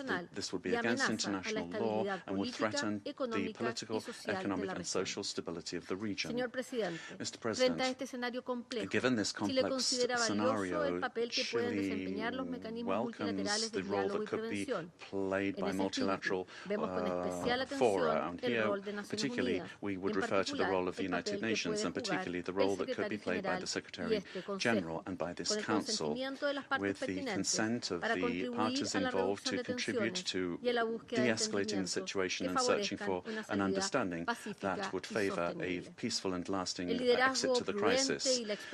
Prudent leadership and experience efforts of our organization, as well as the regional organizations and mechanisms, could be very relevant to avoid a further worsening of the situation and to keep open the channels of communication. Chile reiterates its preparedness to support constructive initiatives that will point in this direction and work together with countries of the region and with the international community for stability and mutual understanding and respect for the principles that underpin this organization. Thank you. I thank the representative of Chile for the statement and now give the floor to the representatives of Brazil. Mr. President, we'd like to thank Somalia for convening this emergency session of the Security Council. Brazil categorically and firmly rejects the armed intervention in Venezuelan territory in flagrant violation of the Charter of the United Nations and of international law. The bombings on Venezuelan territory and the capture of its president cross an unacceptable line. These acts constitute a very serious affront to the sovereignty of Venezuela and set an extremely dangerous precedent for the entire international community. The Charter of the United Nations establishes as a pillar of the international order the prohibition of the use of force against the territorial integrity or political independence of any state, except in the circumstances strictly provided for therein. The acceptance of actions of this nature would inexorably lead to a scenario marked by violence, disorder, and the erosion of multilateralism to the detriment of international law and institutions. The effects of the weakening of international governance and cooperation mechanisms are already evident. The record number since the Second World War of 61 active armed conflicts, the unprecedented figure of 117 million people in situations of humanitarian disaster around the world, reflecting the increase in wars, displacement and crimes against humanity, such as the genocide in Gaza, and the global increase in military spending, which is approaching the historical mark of $2.7 trillion. As Brazil has reiterated on numerous occasions, the norms that govern coexistence among states are mandatory and universal. They do not admit exceptions based on ideological, geopolitical, political, economic, or any other kind of interests or projects. They do not admit that the exploitation of natural or economic resources justifies the use of force or the illegal change of a government. The multipolar world of the 21st century, which promotes peace and prosperity, must not be confused with spheres of influence. We cannot accept the argument that the end justifies the means. This reasoning lacks legitimacy and opens the possibility of granting the strongest the right to define what is just or unjust, what is right or wrong, and even to ignore national sovereignties, imposing the decisions to be taken by the weakest. Latin America and the Caribbean have made peace a conscious, lasting and irreversible choice. The resort to force in our region evokes chapters of history that we believed we'd left behind us and endangers the collective effort to preserve the region as a zone of peace and cooperation, free of armed conflicts, respectful of international law and the principle of non-intervention. Armed interventions in the past have had profoundly negative and lasting consequences. Contrary to freedom and democracy, those interventions produced authoritarian regimes and serious violations of human rights, leaving as a lamentable result thousands of dead, political prisoners, tortured persons and disappeared persons whose families still today search for their loved ones, as well as justice and reparation. For the first time in South America, a profoundly alarming event has occurred. An external illegal armed aggression with the deployment of troops and bombings in a neighboring country contiguous with Brazil, with which we share more than 2,000 kilometers of border. Mr. President, South America is a zone of peace. I insist upon that. We have upheld and will uphold with full determination peace and non-intervention in our region. Furthermore, Brazil does not believe that the solution to the situation in Venezuela lies in the creation of protectorates in the country, but rather in solutions that respect the self-determination of the Venezuelan people within the framework of its constitution. The events of January 3rd transcend the regional sphere. The attack on the sovereignty of any country, regardless of the direction of its government, affects the entire international community. This and other cases of armed intervention against the sovereignty of a country, its territorial integrity or its institutions must be vehemently condemned. It is up to this Council to assume its responsibility and react with determination, clarity and obedience to international law in order to prevent the law of force from prevailing over the force of law. Brazil trusts that the future of Venezuela will be built by the Venezuelan people through dialogue, without external interference, and within the framework of international law. Thank you. I thank the representative of Brazil for the statement and now give the floor to the representative of Mexico.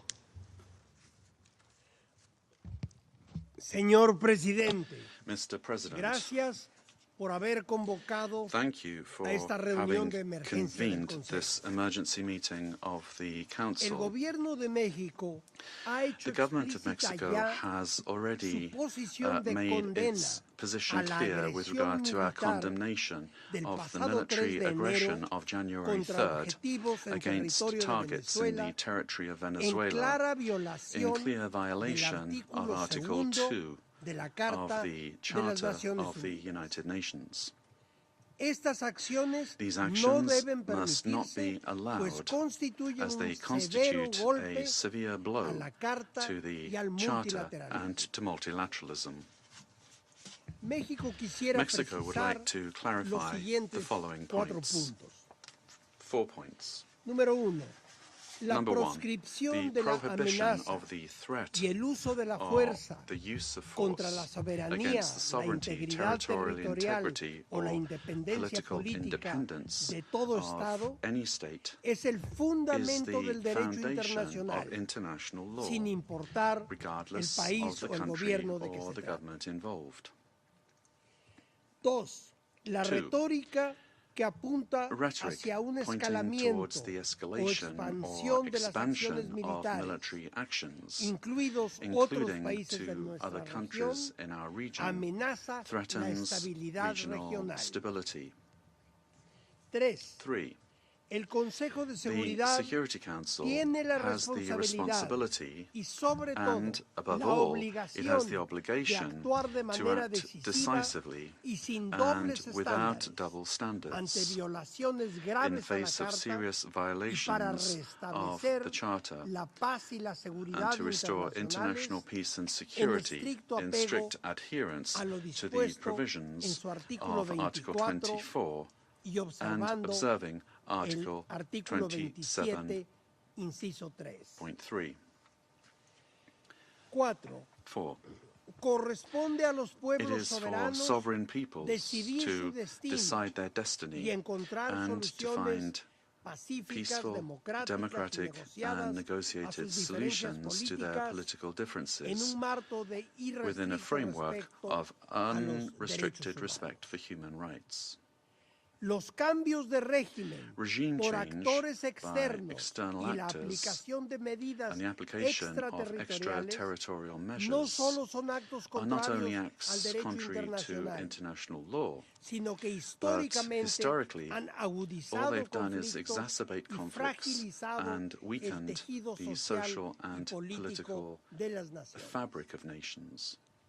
Señor presidente, Mr. President, estimados colegas, esteemed colleagues, estimadas colegas, a pesar de las diferencias políticas despite the political differences among our governments, América Latina y el Latin Caribe America and the se ha Caribbean forjado has been como una zona de paz. forged as a zone of peace. Colectivamente hemos Collectively, recurrido We have, for decades now, resorted to the available political and legal mechanisms available in order to peacefully settle disputes. The current violation of this fragile balance gravely endangers the political stability and the security of the region, as well as the well-being of our peoples. Those who justify these acts deny the independent history of Latin America and the Caribbean. Mexico, firm in its constitutional principles of foreign policy and its pacifist calling, emphatically reiterates that dialogue and negotiation are the only legitimate and effective ways to resolve existing differences. I reiterate the call of the President of Mexico for the UN to do more to resolve this and other conflicts, including through the good offices of its Secretary General. In view of the events of January 3rd, Mexico reaffirms its willingness to support any effort at facilitating dialogue, mediation, or providing assistance that promotes peace in the region.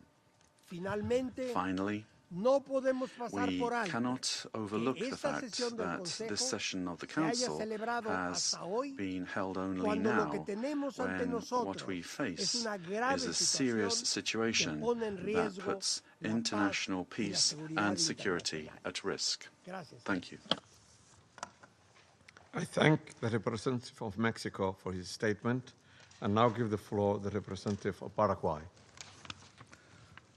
Gracias, señor presidente. Thank you, Mr. President. La delegación de la República del Paraguay the delegation of Paraguay would like to thank the presidency and the members of the Council for the opportunity to take the floor at this very important session.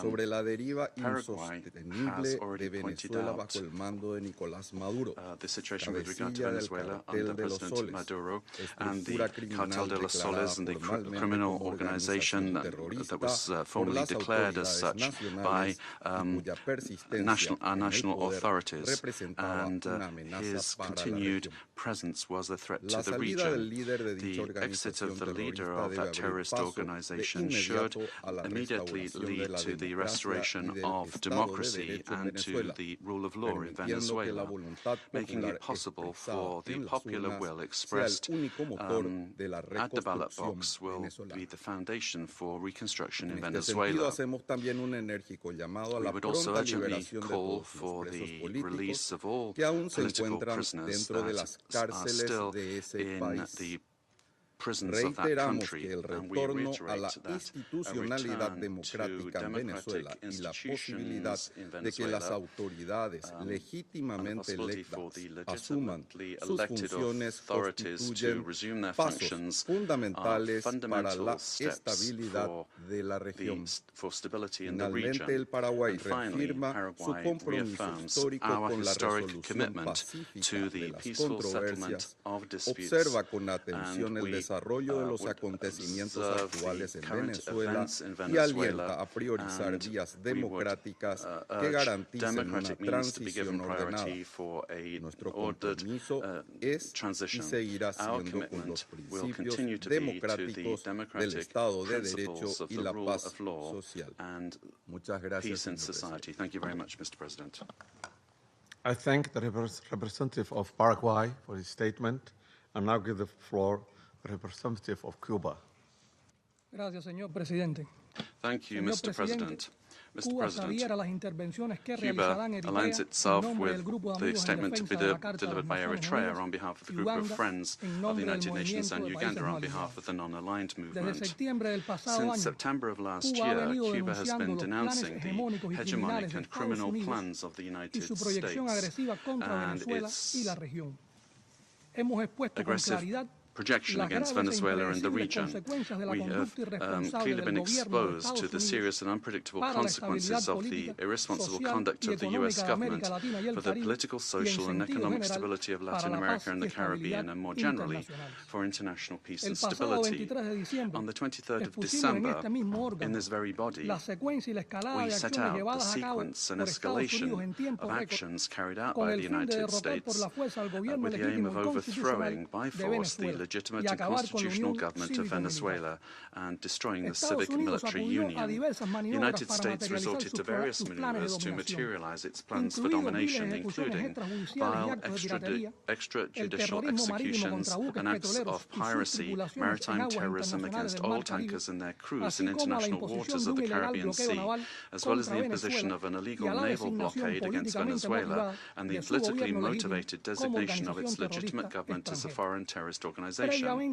Previously, it had subjected that country to prolonged unilateral coercive measures, economic asphyxiation, smear campaigns, and attacks against some of its important institutions, exposing it to a cruel psychological war. With absolute disrespect for the Charter of the United Nations and international law, including relevant resolutions adopted by this Council and by the General Assembly, on January the 3rd, United States military forces attacked Venezuela with total brutality and treachery, and in an unacceptable and barbaric act, kidnapped its legitimate president, Nicolas Maduro, and his companion Celia Flores. Cuba condemns in the strongest terms the military aggression of the United States against Venezuela, while categorically reiterating its absolute support and solidarity with the Venezuelan people, and joins the demand that the government of the United States release the constitutional president, Nicolas Maduro Moros, and his companion Celia Flores. In the criminal attack perpetrated by the United States, 32 Cubans lost their lives in combat actions. They were carrying out missions on behalf of the Revolutionary Armed Forces and the Ministry of the Interior at the request of counterpart bodies of that country. Our compatriots honorably fulfilled their duty and fell after fierce resistance in direct combat against the attackers or as a result of the bombings of the facilities. Through their heroic actions, they upheld the solidarity sentiments of millions of our compatriots. Mr. President, the cowardly U.S. aggression against Venezuela is a criminal act in violation of international law and the UN Charter. It constitutes a dangerous escalation of the sustained war campaign waged for years by the United States against that sister nation, which intensified since September 2025 with the aggressive naval deployment in the Caribbean Sea under mendacious pretexts and unfounded accusations without any evidence whatsoever. The U.S. military attack against Venezuela has no justification whatsoever. It does not respond to any provocation, nor does it possess legitimacy. It is based on the aberrant doctrine of peace through force and undermines the stability and peace that have characterized our Latin American and Caribbean region for years. It seeks to promote a change in the constitutional order of the Bolivarian Republic of Venezuela, freely chosen by its people. Its ultimate objective is not the false narrative of combating drug trafficking, but control over Venezuela's land and natural resources, as has been openly and shamelessly declared by President Trump and his Secretary of State. This is an imperialist and fascist aggression with objectives of domination that seeks to revive the U.S. hegemonic ambitions over our America, anchored in the outdated Monroe Doctrine. It also seeks to intimidate and subjugate the governments of Latin America and the Caribbean. Cuba calls for an urgent reaction from the international community against this criminal attack on Venezuela, a peaceful nation that does not attack the United States or any other country. We call on all governments, parliaments, social movements, and peoples of the world to condemn the U.S. military aggression against Venezuela and to confront this act of state terrorism that threatens international peace and security and seeks to impose a new doctrine of U.S. imperialist domination in Latin America and the Caribbean and in the world. Mr. President, the recent statements about imperialist plans to steer Venezuela toward a supposed safe, appropriate and prudent transition are totally unacceptable. In the U.S. vision of domination, this means imposing a puppet government functional to its predatory goals, particularly unrestricted access to and plundering of natural resources that, by right, belong to the Venezuelan people. Determining the destiny of Venezuela is an exclusive right of its people, without external interference. If the U.S. government, lacking any moral authority whatsoever, truly cared about the peace, freedom and justice of Venezuelan men and women, it would not have bombed that territory with absolute disregard for the lives, sovereignty and territorial integrity of that nation. I conclude by reaffirming our unwavering adherence to the proclamation of Latin America and the Caribbean as a zone of peace, and by calling for action with the firmness and determination that current circumstances demand, always in defense of international law and of the future of peace for all peoples of our America and of the world. Thank you. I thank the representative of Cuba for the statement and now give the floor to the representative of Nicaragua. Muchas gracias, señor presidente. Thank you very much, Mr. President. Latin America and the Caribbean is a zone of peace, declared by the Community of Latin American and Caribbean States, CELAC, on behalf of all of the peoples and governments of our region.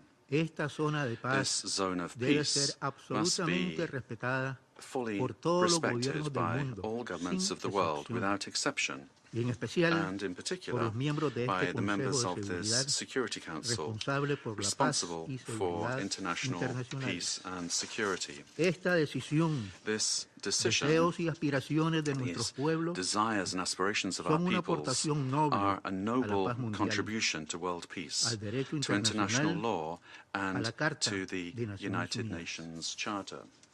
Señor Presidente, Nicaragua respalda lo expresado por la presidenta interina de Venezuela, Delcy Rodríguez, que pide la liberación inmediata del presidente constitucional y legítimo de Venezuela, Nicolás Maduro Moros, y la primera combatiente de la patria, Cilia Flores. Todos los Estados miembros de Naciones Unidas tenemos el deber de respetar el derecho internacional, el espíritu, los propósitos y principios de la Carta de Naciones Unidas, el derecho a la soberanía, autodeterminación, integridad territorial de los Estados, la no injerencia, la convivencia pacífica. El pueblo venezolano es el pueblo digno de Bolívar, de Chávez, de Maduro, e históricamente indoblegable que defiende su soberanía y su derecho a la paz. Nicaragua siempre estará con Venezuela. La paz ha sido profundamente herida y la familia humana, la comunidad de naciones, los pueblos del mundo, urgimos que se reinstale como absoluto reflejo de la dignidad de todos los pueblos. Muchas gracias. Respect the dignity of all peoples. Thank you. I thank the representative of Nicaragua for the statement and now give the floor to the representative of Trinidad and Tobago. Thank you, Mr. President. The delegation of Trinidad and Tobago thanks the Security Council for convening this urgent meeting following the recent developments in the Bolivarian Republic of Venezuela. My delegation addresses this council today as a Caribbean nation, a neighbor of Venezuela, and a long-standing advocate for peaceful coexistence and the rule of law. The government of Trinidad and Tobago has taken note of the military operations undertaken by the United States in Venezuela. We remain committed to cooperative efforts led by the United States to disrupt and dismantle networks that enable transnational crime across the Americas, whose activities have had debilitating effects on the security and stability of the region. Trinidad and Tobago remains steadfast in its support of the United States of America's initiatives that strengthen regional security, reinforce the rule of law, and safeguard the well-being of our societies, the Americas. The government of Trinidad and Tobago, while valuing its long-standing and robust partnership with the United States, remains equally committed to maintaining a constructive and respectful relationship with the Bolivarian Republic of Venezuela, and continues to uphold peaceful relations with the people of Venezuela. The delegation of Trinidad and Tobago wishes to underscore its long-standing relationship with both the United States and Venezuela, and stands ready to work collaboratively with all partners who share the aspiration of a safer, more prosperous and stable hemisphere. Mr. President, I thank you. I thank the representative of Trinidad and Tobago, and now give the floor to the representative of Spain. Señor Presidente, en primer lugar, me gustaría felicitarle por la asunción de la presidencia mensual del Consejo de Seguridad de Naciones Unidas y desearle todo el éxito en el desempeño de sus funciones.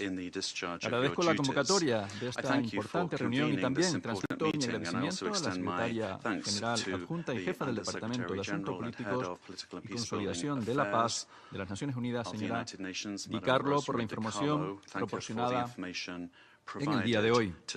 España expresa su profunda preocupación por lo ocurrido en Venezuela, que, como ha señalado el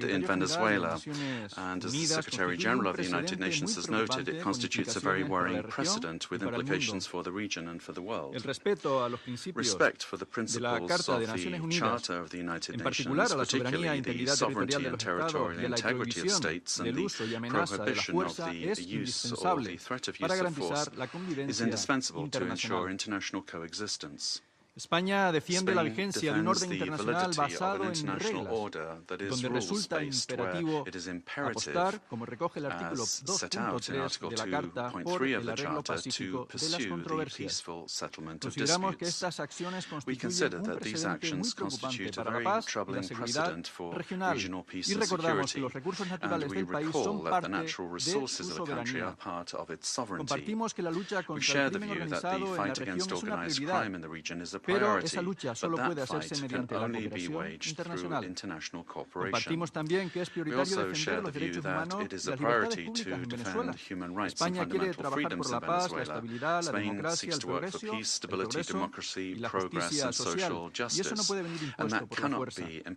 Eso solo puede venir a través de un diálogo extenso entre venezolanos, con una solución venezolana pacífica y democrática, que sea la voz del pueblo venezolano la que marque el destino de Venezuela. España no reconoció el resultado de las últimas elecciones celebradas en Venezuela en julio de 2024 y ha sido contundente su condena de cualquier violación y amenaza a los derechos humanos. Ha dado protección a aquellos líderes opositores que han sido perseguidos y ha mostrado un firme rechazo a cualquier conducta antidemocrática y abuso contra la ciudadanía. Pero esta condena solo puede ejercerse desde el respeto a la legalidad internacional. España trabajará por unir a los venezolanos Venezuelans, y apuesta por el diálogo y la paz, porque la fuerza jamás trae más democracia. Gracias, señor presidente. Thank you, Mr. President. I thank the representative of Spain, and I now give the floor to the representative of South Africa. Thank you, Mr. President. We wish to congratulate the Federal Republic of Somalia for assuming the rotating presidency of the United Nations Security Council for the month of January, and wish you and your delegation all the best in the execution of your responsibilities.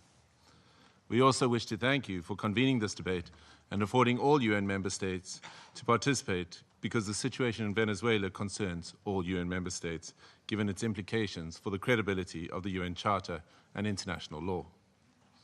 Mr. President, integral to the maintenance of international peace and security since the establishment of the United Nations is the understanding that no nation can claim to be legally or morally superior to another.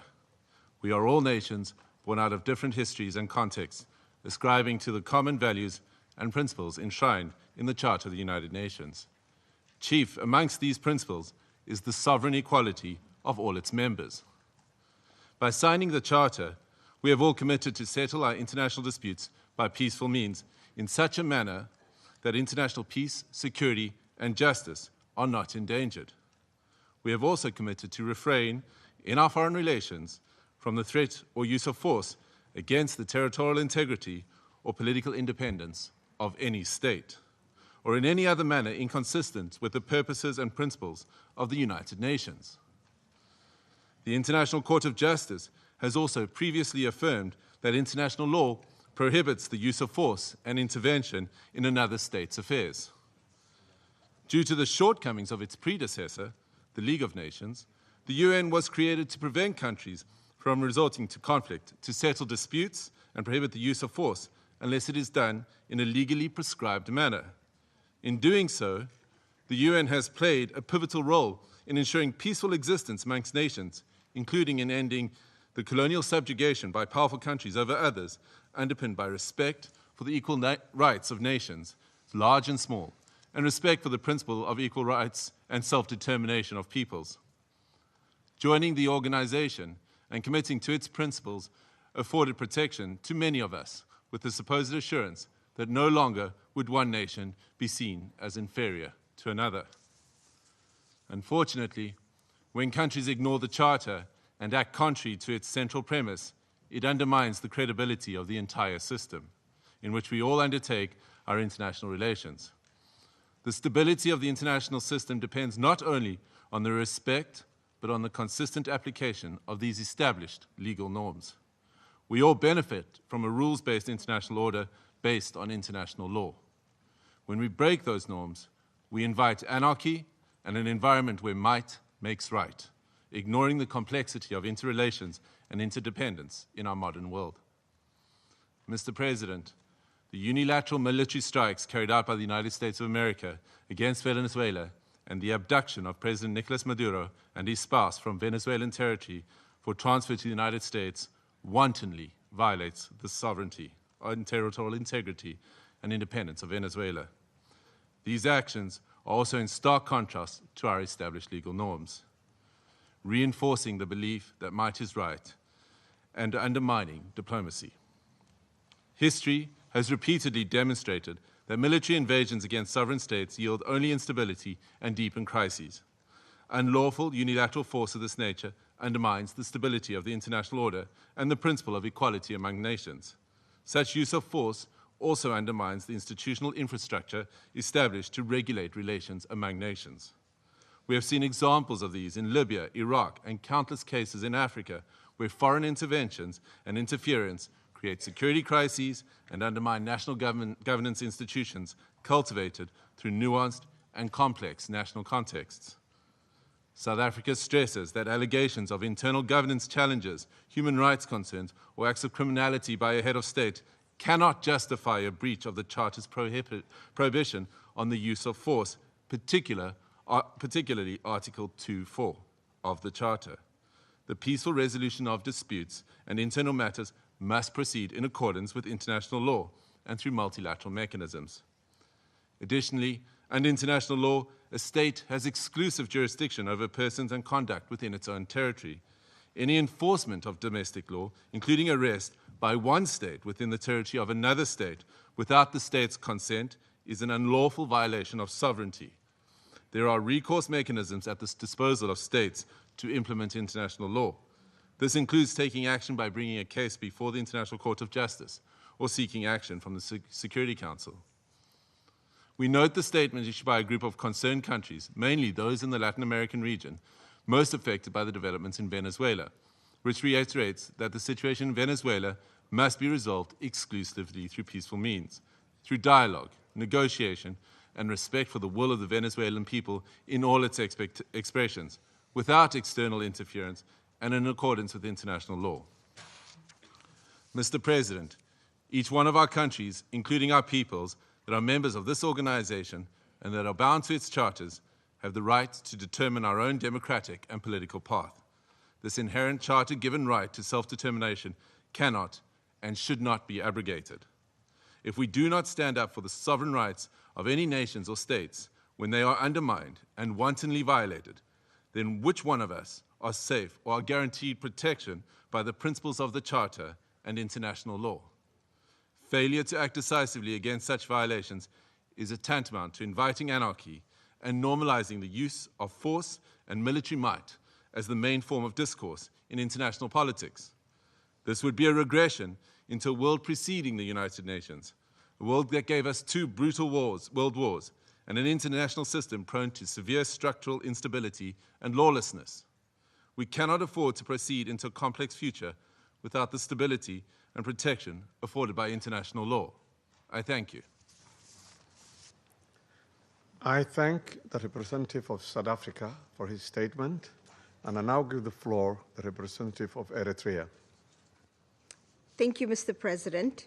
Allow me at the onset to congratulate Your Excellency and the government of the Federal Republic of Somalia on assuming the presidency of the Security Council for the month of January. We also extend our congratulations to Bahrain, Colombia, the Democratic Republic of Congo, Liberia, and Latvia on their election to the Security Council. As this is the first Security Council meeting of the year, allow me to pay tribute to the outgoing members, Algeria, Guyana, the Republic of Korea, Sierra Leone, and Slovenia, for their dedicated service and diligent work throughout the tenure of the Council. I read this statement on behalf of the Group of Friends in Defense of the United Nations Charter.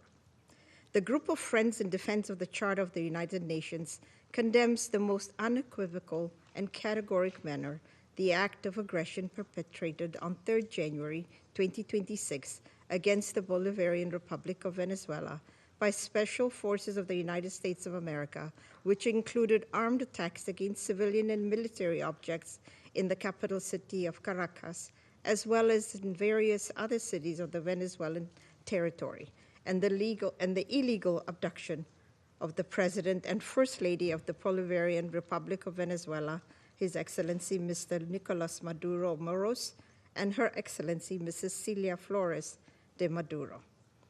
The member states of the Group of Friends in Defense of the Charter of the United Nations expressed their serious concern at the impact of these series of armed attacks, particularly on civilians and their human rights to life, which have included military assaults with U.S. Special Forces, while emphasizing that such acts constitute a clear breach of international law and of each and every principle governing international relations, including those foreseen in the Charter of the United Nations. The Group of Friends of the Charter of the United Nations reiterates its firm support to the constitutional government of the Bolivarian Republic of Venezuela under the leadership of President Nicolas Maduro Moros, and emphasize the importance of ensuring strict respect for the inviolability of the immunities accorded to heads of states and government under international law, while renewing its unwavering solidarity with the Venezuelan people in their ongoing struggle for defending their homeland, including through the actions it may take within the framework of international law to exercise its inalienable right to self-defense. The member states of the Group of Friends in Defense of the Charter of the United Nations demand for the immediate cessation of all hostilities against the Bolivarian Republic of Venezuela, for the full respect for the sovereignty, territorial integrity, political independence, and inalienable right to self-determination of the Bolivarian Republic of Venezuela, for the immediate return of President Nicolas Maduro and First Lady Celia Flores de Maduro to the Venezuelan national territory, and for those responsible for these acts of aggression to be held accountable. The Group of Friends of the Charter of the United Nations firmly reject the remarks delivered by the President of the United States of America during the afternoon of 3rd January 2026, in which he not only threatened with additional airstrikes against the Venezuelan territory, but also claimed to resolve to occupy and govern the Bolivarian Republic of Venezuela, and to exploit the natural resources and administer the wealth of that sisterly nation in what can only be described as the confession of a clear plan of annexation that foresees, among others, the complete obliteration of the inalienable rights of the Venezuelan people, as well as the fundamental rights of the Venezuelan state as a whole. The member states of the Group of Friends of the Defense of the Charter of the United Nations call on all relevant international bodies, including the Security Council and the General Assembly of the United Nations, to swiftly mobilize in order to uphold the purposes and principles enshrined in the Charter of the United Nations, and to urgently take appropriate measures to avoid further escalation of the situation on the ground, particularly additional acts of aggression against the sovereignty and territorial integrity of the Bolivarian Republic of Venezuela, and preserve both regional and international peace and security. I thank you. I thank the representative of Eritrea for her statement, and I now give the floor to the representative of Islamic Republic of Iran. Thank you. In the name of God, the compassionate and merciful, thank you, Mr. President, for convening this emergency and important meeting. We acknowledge the presence of the Undersecretary General, Mr. Carlo, at this meeting and extend our appreciation to Professor Jeffrey Sachs for his informative and insightful briefing. At the outset, I would like to extend my warm congratulations to Somalia on its assumption of the presidency of the Security Council for this month. I also wish to warmly congratulate the newly elected members of the Council, Bahrain, Colombia, Republic of Congo, Latvia, and Liberia on their election. Mr. President, the Islamic Republic of Iran would like to associate itself with the statement delivered by Eritrea on behalf of the Group of Friends in Defense of the Charter of the United Nations, and wishes to make the following remarks in its national capacity. First, the Islamic Republic of Iran condemns in the strongest possible terms the military attack carried out by the United States of America against the Bolivarian Republic of Venezuela. This illegal act constitutes a state terrorism, a manifest violation of Charter of the United Nations, particularly Article 2, Section 4, and Section 7, and peremptory norms of the international law, and amounts to an internationally wrongful act and a full-fledged act of aggression. Such military aggression against an independent member state of the United Nations establishes a serious breach of regional and international peace and security, with far-reaching consequences for the international system as a whole. Second, the abduction of democratically elected president and the First Lady of the Bolivarian Republic of Venezuela by the United States constitute a flagrant violation of customary international law, including the principles of the inviolability of the immunities accorded to the heads of a state and government under international law, and represent a grave assault on the sovereign equality of states. The Islamic Republic of Iran recalls Venezuela's inherent right to self-defense and underscores the legal responsibility of the United Nations, in particular the Security Council, to take immediate measures to halt this unlawful aggression and to ensure accountability for all those responsible. Iran also affirms its full support for the people and legitimately elected government of the Bolivarian Republic of Venezuela. Third, the United States is openly seeking to substitute its domestic law for international law and the Charter of the United Nations. This represents a serious warning to the international community and to all member states. Such unlawful conduct strikes at the very foundations of the Charter-based international legal order and establishes a dangerous precedent that must be categorically and unequivocally rejected.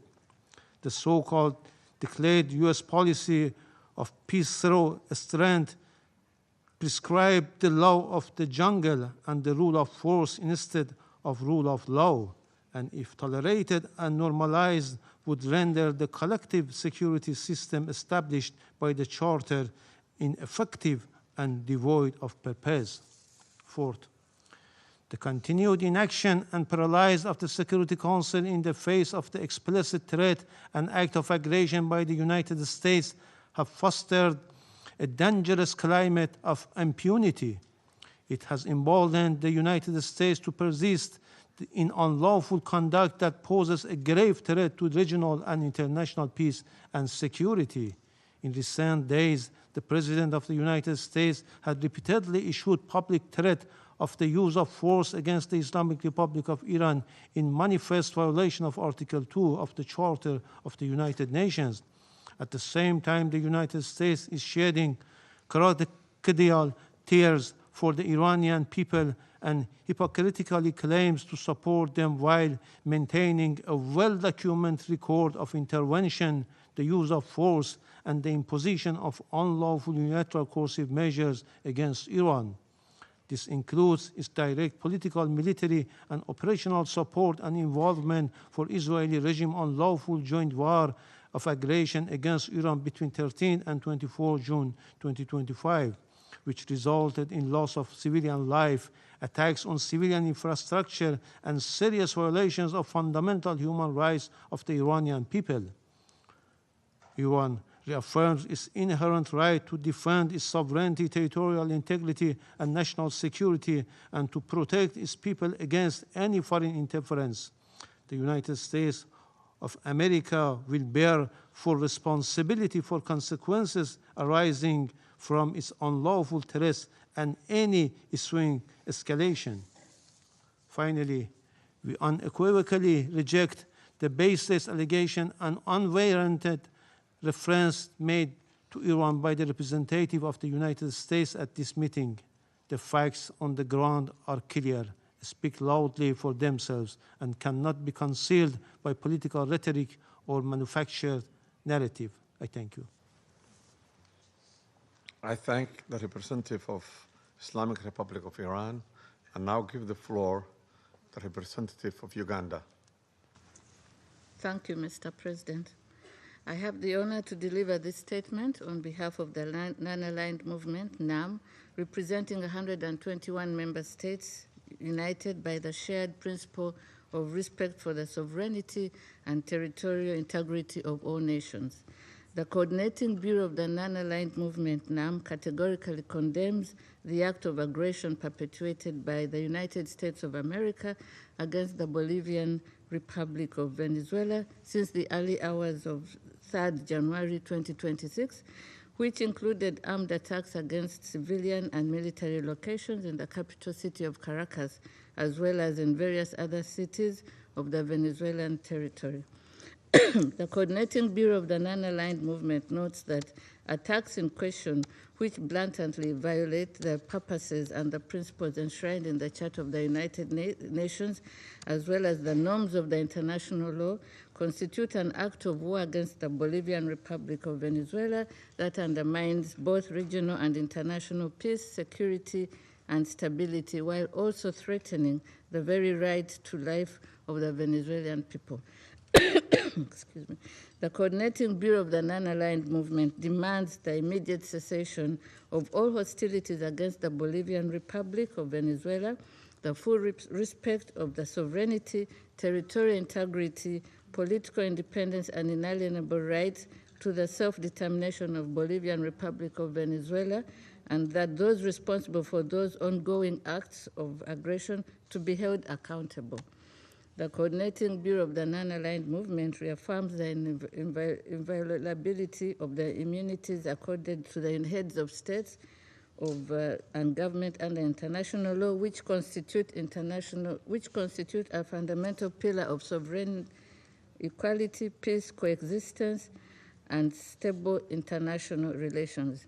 These immunities, firmly rooted in customary international law and consistent with the purposes and principles of the Charter of the United Nations, must be respected universally without discrimination, and any actions or measures that undermine or selectively disregard them risk eroding multilateralism, destabilizing international relations, and weakening the international legal order. Excuse me. Mr. President, the Coordinating Bureau of the Non-Aligned Movement reiterates its full solidarity with the people and government of the Bolivian Republic of Venezuela at this critical time, and insists that military solutions are not viable avenues for addressing any issues that may be of concern between members of the international community. I thank you, Mr. President. I thank the representative of Uganda for the statement.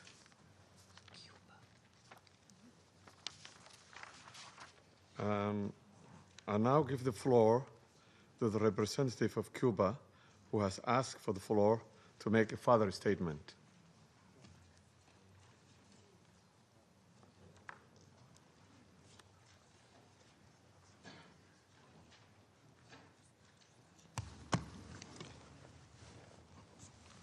Gracias, señor presidente. Thank you, Mr. Señor President. presidente, Mr. President, mi delegación se ve obligada a hacer my uso de la delegation palabra feels it must take para the floor responder a again las to acusaciones respond to the infundadas unfounded formuladas por la delegación de accusations Estados formulated Unidos by contra the Cuba. United States against Resulta Cuba. indignante It que is, quienes han we are protagonizado indignant that those agresiones that have unilaterales led y unilateral violaciones aggressions and sistemáticas del derecho systematic internacional violations of pretendan international law erigirse en jueces de otros estados pretend to soberanos, judge lo other que en una sovereign actitud states absolutamente inmoral with a e totally irrespetuoso immoral e and irresponsable.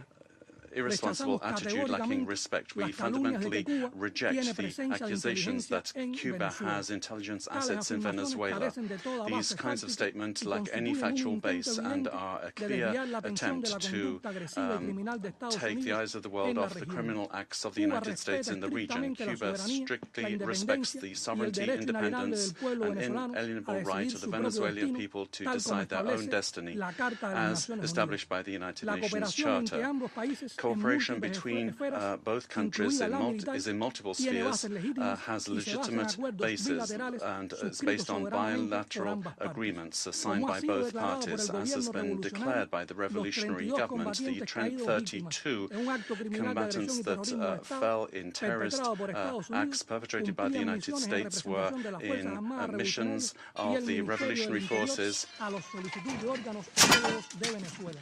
at the Estos request of patriotas supieron poner Venezuela. en Those alto, con la patriots actuación heroica, el sentir were solidario heroic in de their millones action, showing de cubanos. solidarity Esta with delegación millions of intenta Cubans. irrespetuosamente These tildar a accusations Cuba de intervención en attempt to Venezuela, lo cual rechazamos suggest that Cuba categóricamente. is involved in this way in Venezuela. We categorically reject that. Thank you. I thank the representative of Cuba for the statement. There is no more names inscribed on the list of speakers. The meeting is adjourned.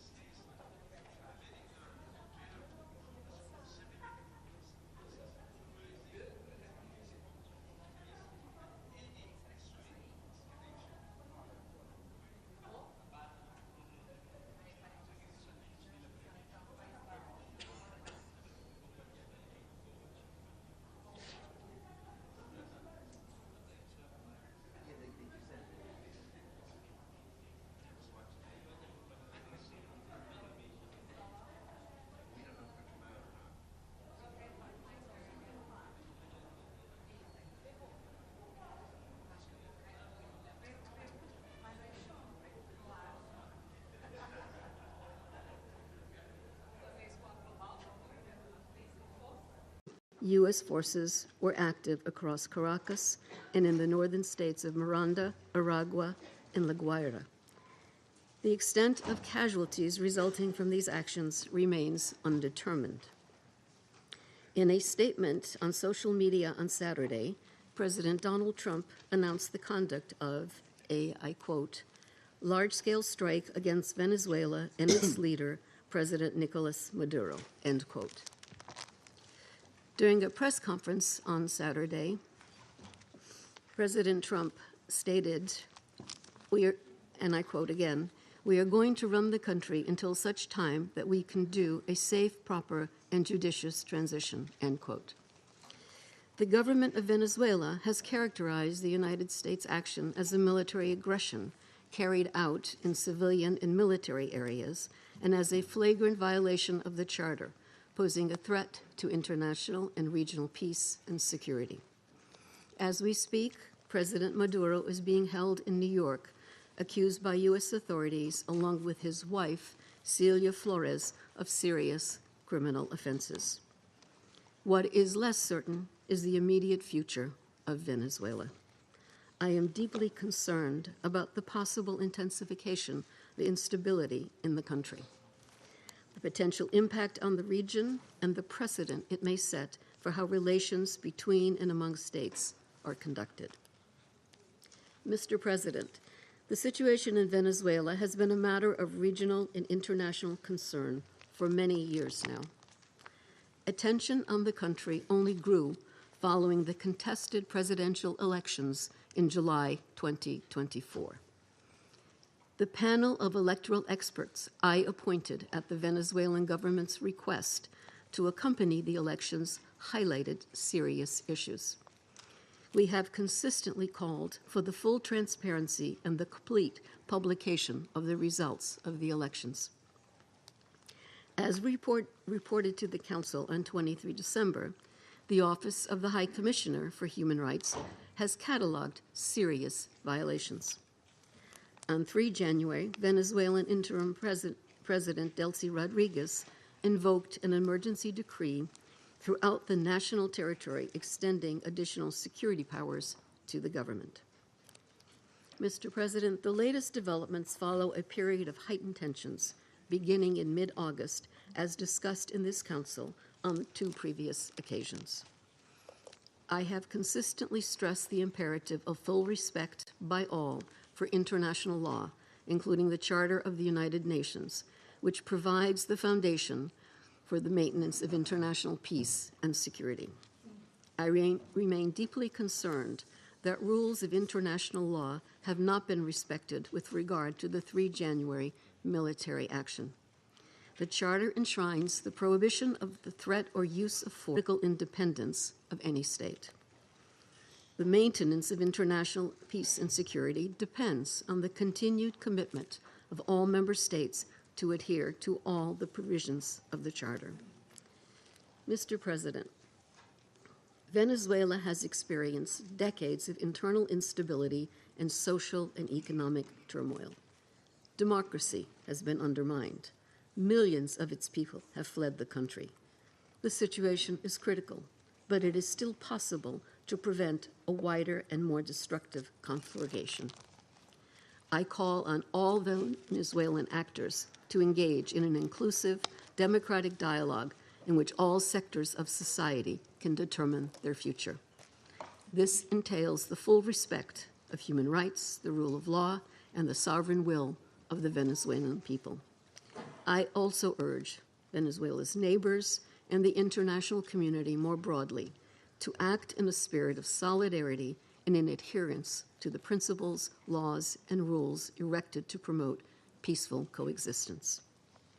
I welcome and am ready to support all efforts aimed at assisting Venezuelans in finding a peaceful way forward. Mr. President, Excellencies, in situations as confused as complex as the one we now face, it is important to stick to principles. Respect for the UN Charter and all other applicable legal frameworks to safeguard peace and security. Respect for the principles of sovereignty, political independence, and territorial integrity of states. The prohibition of the threat or use of force. The power of the law must prevail. International law contains tools to address issues such as illicit traffic in narcotics, disputes about resources, and human rights concerns. This is the route we need to take. Thank you, Mr. President. I thank Ms. DiCarlo for her briefings. I now give the floor to Mr. Jeffrey Sachs. Mr. President.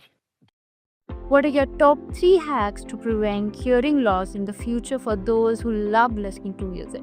There are 3 hacks. Number 1, 60-60 is not the character of the government of Venezuela.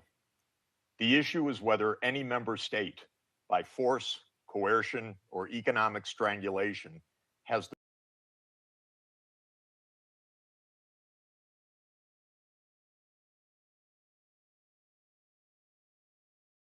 to Section 4 of the United Nations Charter, which prohibits the threat or use of force against the territorial integrity or political independence of any state.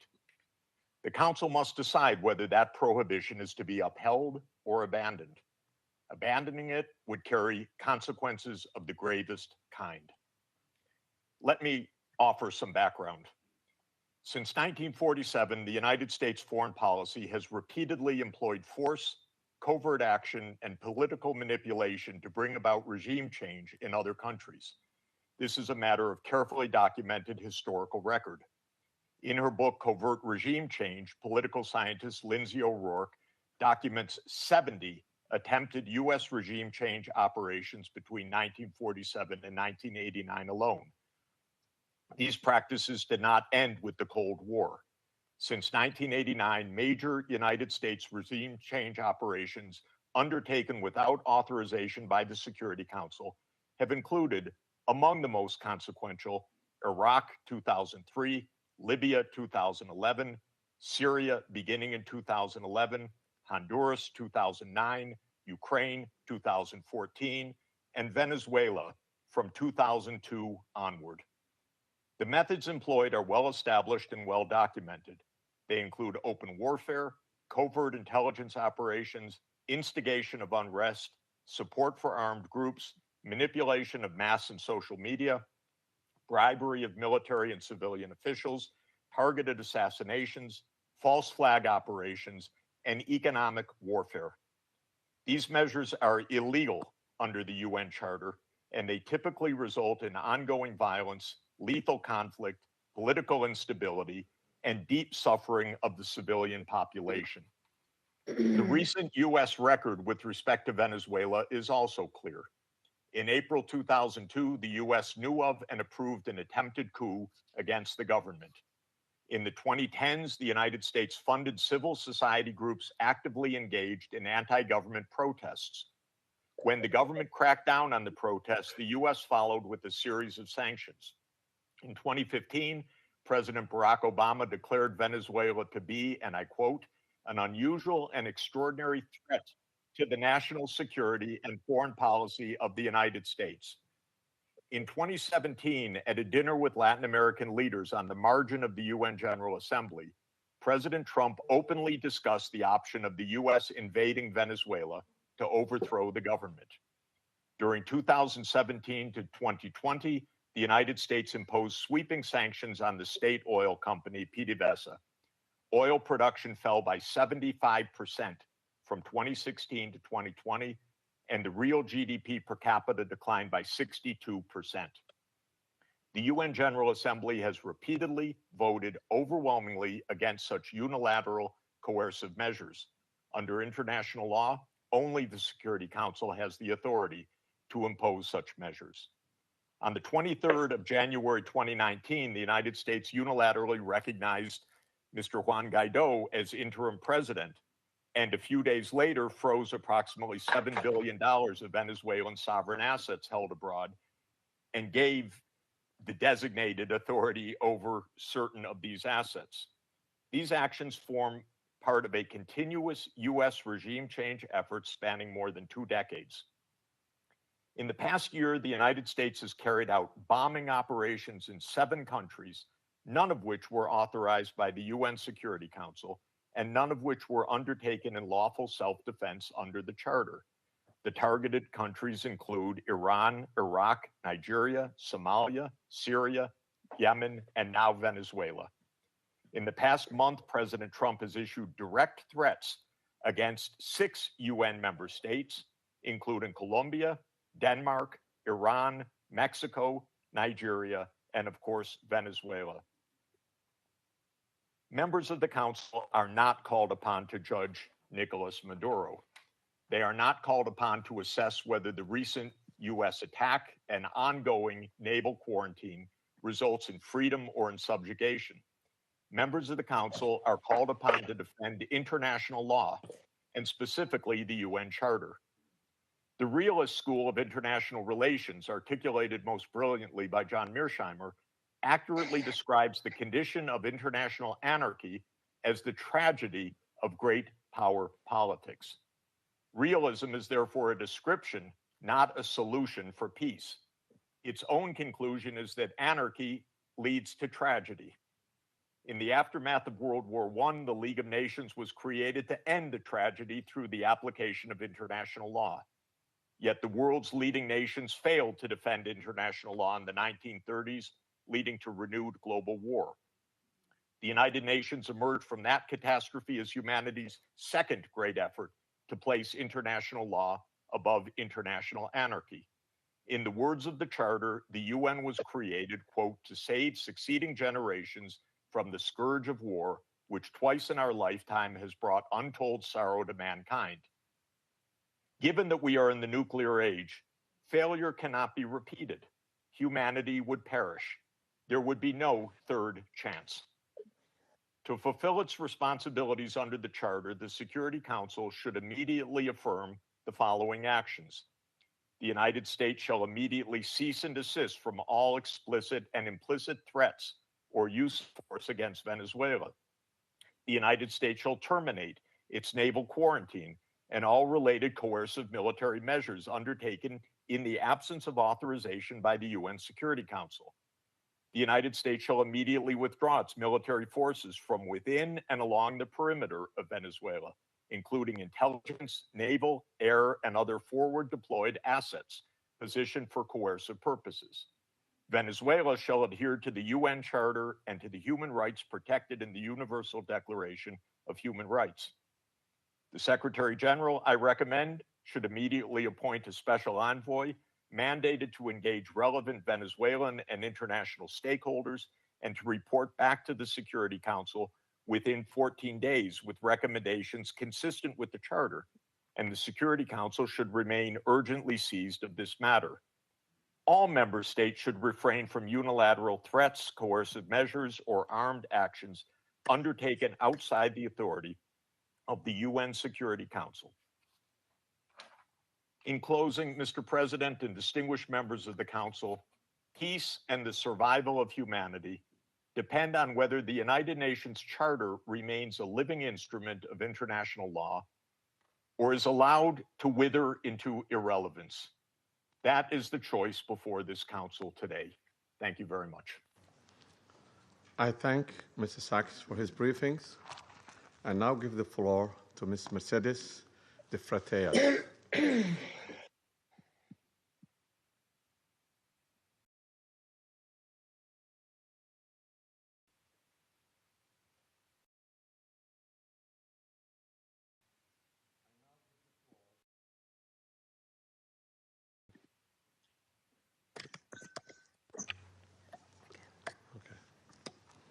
My apology. I now give the floor to Ms. Mercedes de Freitas. Good morning. I speak in Spanish. Please give the translation. Buenos días, embajadores, representantes de estados y gobiernos. Gracias por esta oportunidad. Thank you very much for giving me this opportunity to speak. Sí, sí. ¿No me escuchan? Can you hear me? Aló, aló. ¿Me escuchan? Can you hear me? ¿Me escuchan? Disculpa, ya estoy aquí. Excuse me. Yes, we can hear you. Good morning. I speak in Spanish. Buenos días, señores embajadores, Good morning, representantes de ambassadors, Estados representatives of heads of state and government. Thank you to enable me to tell you something about Transparency Venezuela, the work that we have been doing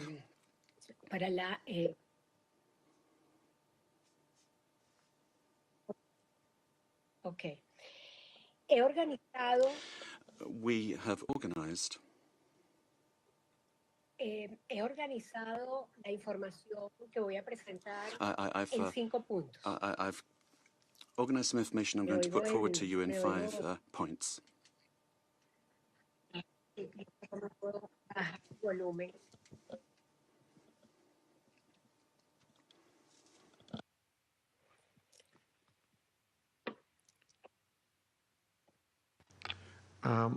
Continue. Bueno, he organizado la información que voy a presentarles en 5 puntos. I've arranged the information I'm going to give to you in around 5 points. Let me make the most of my time. First of all, one, the corruption in Venezuela is seen in 73 countries of the world. We have organized, we've seen hundreds of cases that we have documented over the years, more than 500, 600 cases in various countries.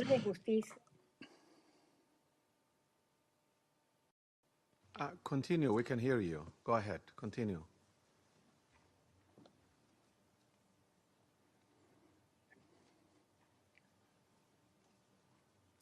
Can you hear us? We can hear you. Can you hear us? Solo en los sistemas de justicia de 30 países, we've looked at the justice systems of 30 countries, and 172 cases were dealt with for corruption, and more than $72 trillion were involved. Esos $72 millones de dólares $1 million were involved. This was public Venezuelan money. Nicolas Maduro and his family. The interpreter cannot hear the speaker. Ha sido el instrumento central, involucrada directa e indirectamente en el 90% It was a system that was involved in 90% of the corruption cases. Point number 2, the national criminal organizations. Con la administración de Nicolás Maduro.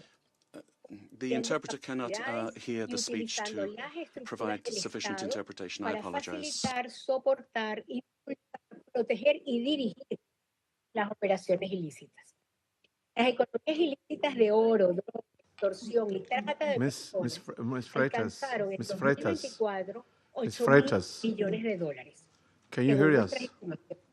Ms. Freitas? De la producción de oro, ¿sí? Can you hear us? The interpreters cannot hear you. Can you slow down and raise your voice a little bit? Hay un delay. There's a delay, says the speaker. The problem the interpreter is having is with the quality of the sound, which is insufficient for interpretation. It's not the speed. Dígame. Sí, la oigo con delay. I'm hearing you, but with a delay, says the speaker. I can hear you, though. Okay. Please proceed now.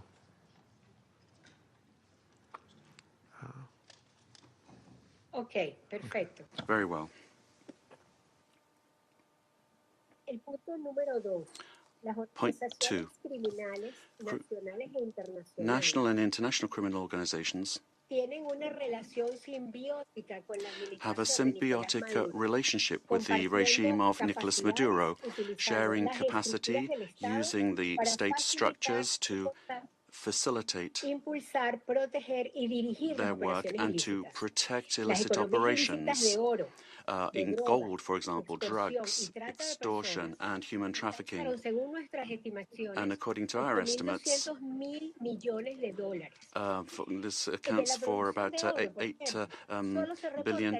Gold, for example, only 20% is reported to the National Treasury. The rest goes to private accounts where there are members and allies with the government. This mining industry has exploited so many people using national parks and also the Amazon area. And then to launder the money from corruption, the network has money laundering structures that are very sophisticated.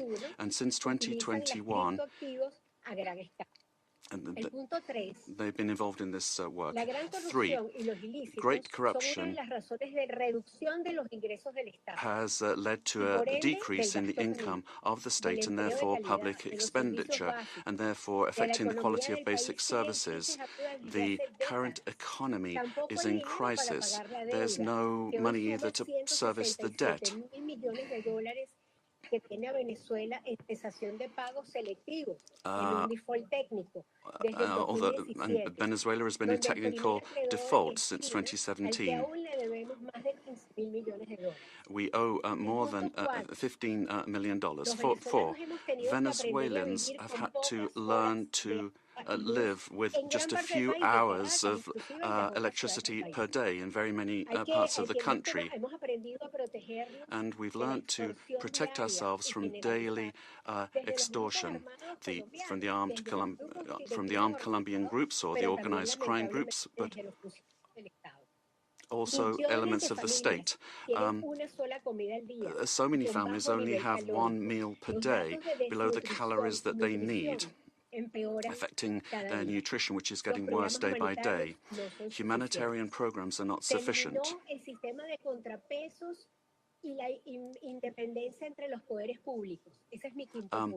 And then 5, there's no checks and balances between government departments. The government has captured all institutions, beginning with the justice institutions and also the oil company responsible for the majority of income for the country. In order to maintain control and the impunity of these illicit operations, a repressive system that's getting worse and worse is being applied. And today there are more than 1,000 political prisoners.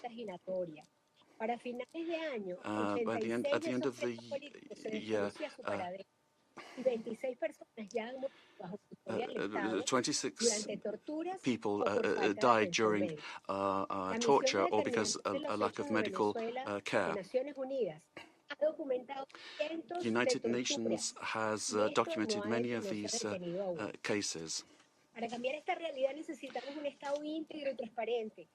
We need a transparent state that is accountable, that will guarantee the rule of law and human rights, that will protect public goods for everyone without privilege, a system that's autonomous and independent.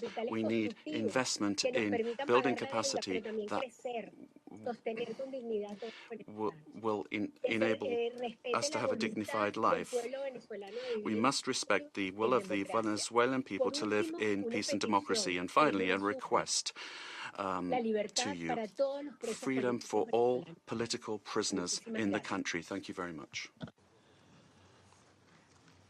I thank to Ms. Freitas for her briefing. I now give the floor to those council members who wish to make statements. I give the floor to the representative of Colombia. Mr. President.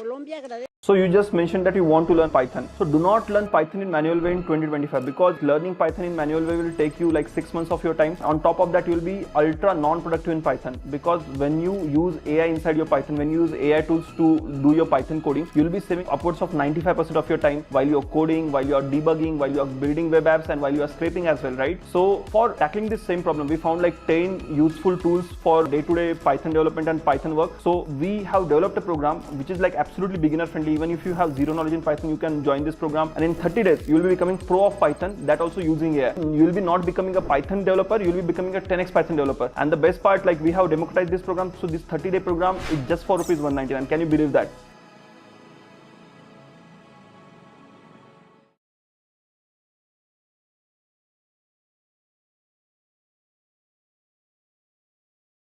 Most job seekers are wasting their time applying online, cold emailing recruiters and chasing referrals. It feels productive, but it's not effective.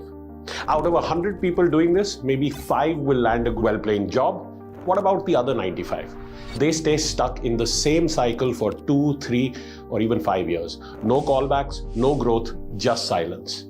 Want to break this cycle? Then hear me out. I'm Savan Kapoor, a career coach. And in my 2-hour workshop, I'll show you how to stop applying everywhere and start using the right strategy to get better results. You'll learn how to position yourself for high-quality roles, build visibility the right way, and get responses that lead to real offers. So if you are tired of applying everywhere and getting nothing in return, then join me in my Power Up Your Career workshop. Click the link below and register now. I will see you on the inside.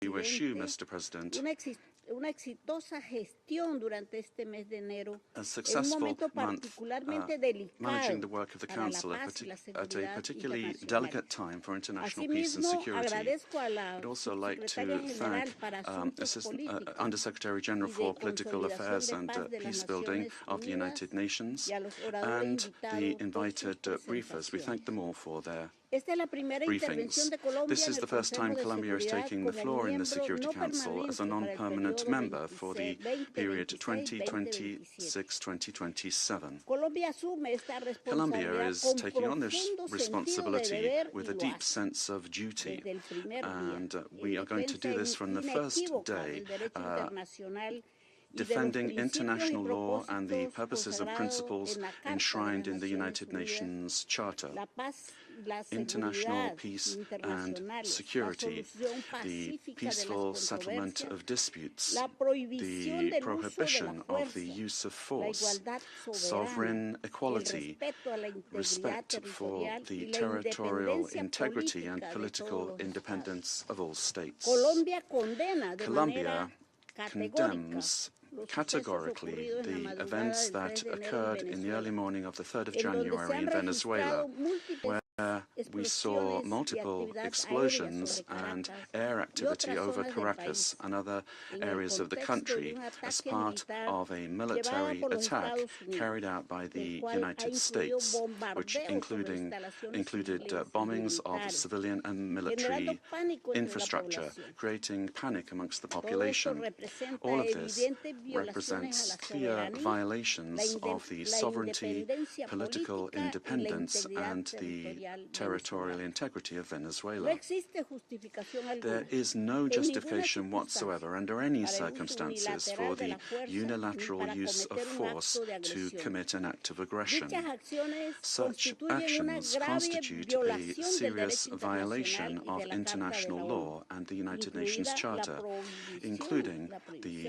uso o la prohibition amenaza del uso de on la the fuerza, use or the threat of the el use of principio force, de respeto a the la principle soberanía of the y respect autoridad for plena de sovereignty los and estados the full sobre su authority of territorio, states over incluyendo their sobre sus territory, recursos including their naturales, natural la integridad resources, territorial the de los territorial estados integrity y of los states, principios de and defensa the colectiva, principles of collective especialmente defense, cuando particularly ponen en riesgo when directo a la they población directly y a bienes endanger de the carácter population civil. and civilian Defender estos assets. principios no es una Defending opción, these principles is sino not an una option. obligación común Indeed, it's a para common preservar la paz obligation y that la we have seguridad in order to preserve internacional. international peace and Es security. necesario recordar que We las need to disposiciones de la remember Carta that the se provisions of the admite Charter el uso de la fuerza allow for the solo use en of force circunstancias only excepcionales, under exceptional como la legítima circumstances, defensa ante un ataque armado in o legitimate cuando defense in the existe face of an una armed attack, or autorización when there is expresa an de este express Consejo authorization by conforme a this su Council capítulo in séptimo, accordance with y aún Chapter 7. en esos casos And even no in es para those asumir el cases, control político this does del not otro amount to assuming political control of En another este sentido, state.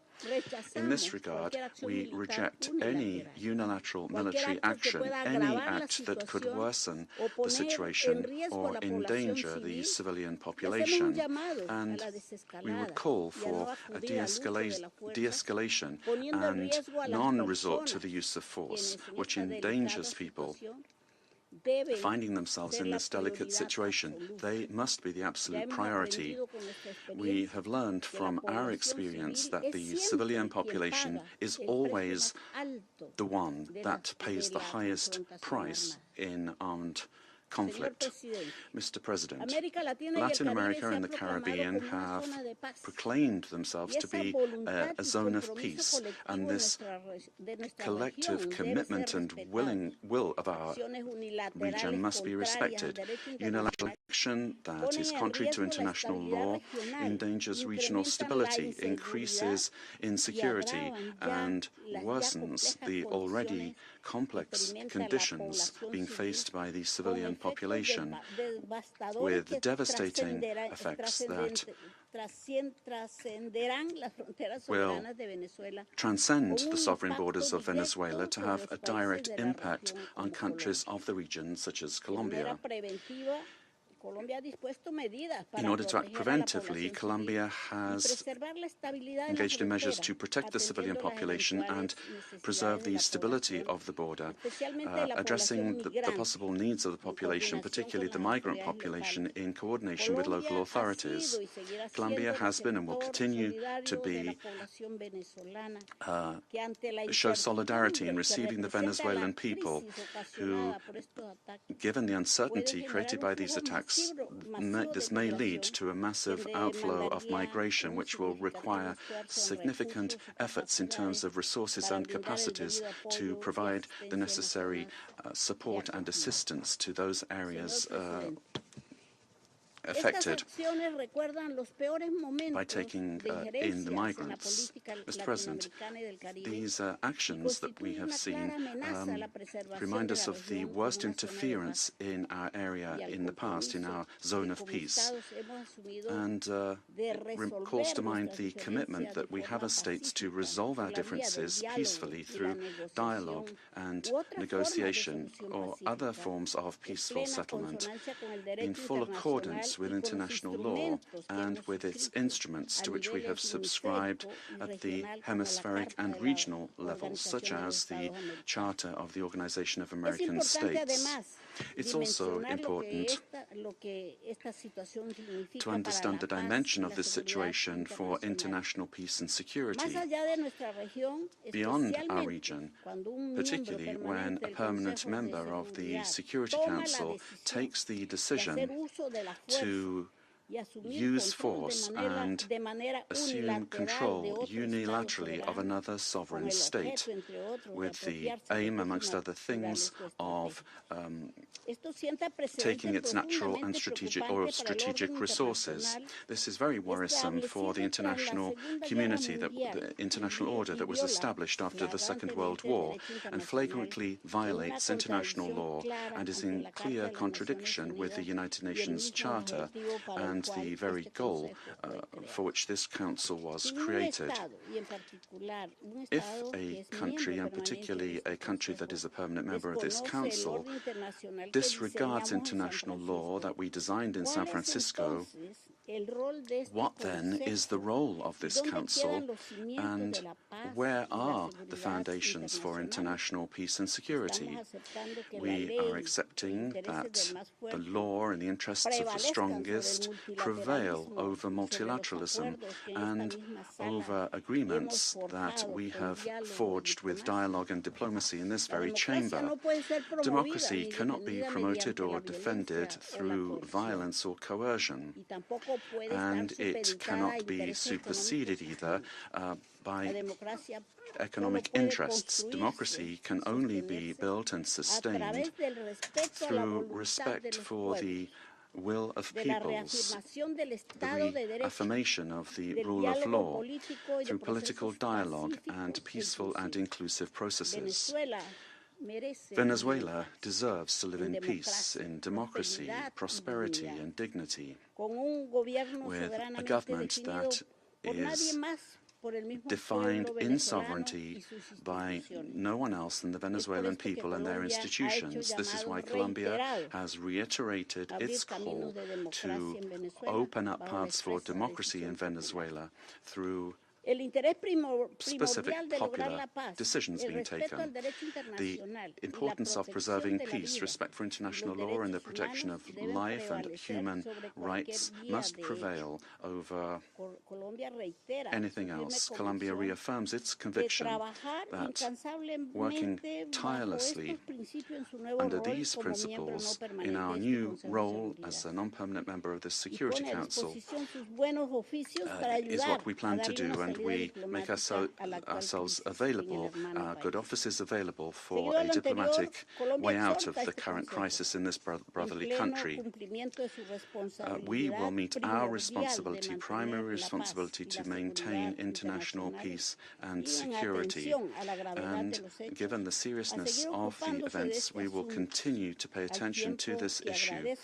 And we'd also like to thank the Secretary General of the United Nations for providing his good offices to defend the purposes and principles of the United Nations Charter, to activate channels for mediation available to him and facilitate dialogue with the parties concerned, looking in the search for alternatives that will make it possible to find a way out of the situation led by Venezuelans themselves and provide assistance to Venezuelans that need this. In conclusion, we'd urge the parties to exercise maximum caution and restraint, to de-escalate tensions, and to follow dialogue and diplomatic channels, and develop mechanisms to avoid continued flagrant violations of international law. This will require the help of the United Nations and of regional organizations. Thank you very much, Mr. President. I thank the representative of Colombia for her statement, and now give the floor to the representative of Russian Federation. Mr. President, first and foremost, we wish to congratulate you on your accession to the presidency of the Security Council. And second, we wish to welcome the newly elected members of the Security Council. The beginning of this new year shocked all of those throughout the world who cherished the hope that respect for international law and non-intervention in domestic affairs of other states, as well as a reliance upon diplomacy and seeking of compromise, became key principles in the work of the new U.S. administration. The assault against the leader of Venezuela, compounded by the deaths of dozens of Venezuelan and Cuban citizens, in the eyes of many, has become a harbinger of a turn back to the era of lawlessness and U.S. domination by force, chaos, and lawlessness, which continues to afflict dozens of states in various regions of the world. There is no and can be no justification for the crimes cynically perpetrated by the United States in Caracas. We firmly condemn the U.S. act of armed aggression against Venezuela in breach of all international legal norms. In connection with the confirmed reports about the presence of the abducted president of Venezuela, Nicolas Maduro, and his spouse in the United States, today, as we are aware, they are in New York, we call upon, corrects the Speaker, the U.S. leadership to immediately release the legitimately elected president of an independent state and his spouse. Any problems existing or conflict between the United States and Venezuela need to be resolved through dialogue. And this is precisely what is enshrined in the UN Charter. The purposes and the principles of which a number of states in recent years have begun to apply selectively, depending upon the political landscape. Today, we are reaping the consequences of their recklessness and selectivity in matters related to respect for the norms of international law, which were linked to the so-called rules-based world order. Here is your rules-based world order in all of its glory, which is horrifying even the staunchest Atlanticists. Mr. President, we extend our firm solidarity with the people of Venezuela in the face of the external aggression. We firmly support and completely support the policy of the Bolivarian government, which is geared towards protection of their national interests and the sovereignty of the country. Washington's aggressive acts have already been condemned by many states and multilateral associations, including the Non-Aligned Movement, the African Union, as well as a group of friends in defense of the Charter of the United Nations. We hope that the international banditry will immediately be met with objective and comprehensive assessment at the international legal level with United Nations, universal mechanisms, and other multilateral formats being brought to bear. This process must not be impacted by the recognition or non-recognition by any given states or groups of states of the legitimacy of Nicolas Maduro. For this reason, unintelligible murmurings and attempts to avoid principled assessments by those who, in other circumstances, froth at the mouth and demand that others respect the UN Charter, today seem particularly hypocritical and unseemly. We hope you will recognize this, and we hope that you will abandon double standards and that you will not attempt to justify such an egregious act of aggression due to a fear of angering the American global gendarme, which is attempting to once again rear its head. We are particularly appalled by the unparalleled cynicism with which Washington did not even attempt to conceal the true aims of its criminal operation, namely the establishment of unbridled control over Venezuela's natural resources and the assertion of their hegemonical ambitions in Latin America. In this way, Washington is generating fresh momentum for neocolonialism and for imperialism, which were repeatedly, decisively condemned and repudiated by the peoples of this region and by the global South as a whole. Distinguished colleagues, under these circumstances, it is exceedingly important for the entire international community to unite and to definitively reject the methods and tools of U.S. military foreign policy, which have been demonstrated in the case of Venezuela. This is the only way it is possible to compel Washington to revisit and to abandon their dangerous misconceptions. As we stated during previous meetings on Venezuela, the bell now tolls across the region, ringing for every country of the Western Hemisphere. The bell is ringing for all UN member states and for the future of the organization itself. Failing to hear this call today is tantamount to projecting cowardice and the lack of principle, essentially blessing ongoing encroachments of international law and rejecting civilized international conduct as a whole. We cannot allow the United States to proclaim itself as some kind of a supreme judge which alone bears the right to invade any country, to label culprits, to hand down and to enforce punishments, irrespective of notions of international law, sovereignty, and non-intervention. Is this the world we sought to attain as we marked the 80th anniversary of the adoption of the Charter of the United Nations, when we all signed on to the relevant Security Council presidential statement? Is this the aim of United Nations reform, which we all advocate? Or has the United Nations and Security Council thereof, do they no longer exist? And is there need now to seek from Washington a patent rule, so to speak? And is the self-determination of every person's and their right to determine their future worthless? These are the questions that we all must address today. And if this response is sincere, if it is principled, then perhaps the U.S. leadership, too, which openly has... For years, we haven't just been your preferred payments app, but also your means to share joy and blessings. We have learned and spoken that language of money, which all of India knows. We are proud that this Made in India app is part of every Indian home today. Now pay with pride. Pay with Bheem. Bheem, India's own payments app. Proudly Indian. This Christmas, escape to a place untouched by the holiday rush. A group of strangers sets out, not to find danger, but the rarest Christmas miracle. But someone else found it first. And he's feeling very festive. Because deep in these waters, something long, strong, and very wrong is slithering into the holiday season. Witness the Christmas creature that doesn't wrap gifts, it wraps you. Get ready for lights, ornaments, and tree decorations like never before. This holiday, teamwork is the only thing stronger than fear. Because some Christmas stories don't warm your heart, they squeeze it. And even didn't rule out launching a second round of military operations on an even larger scale.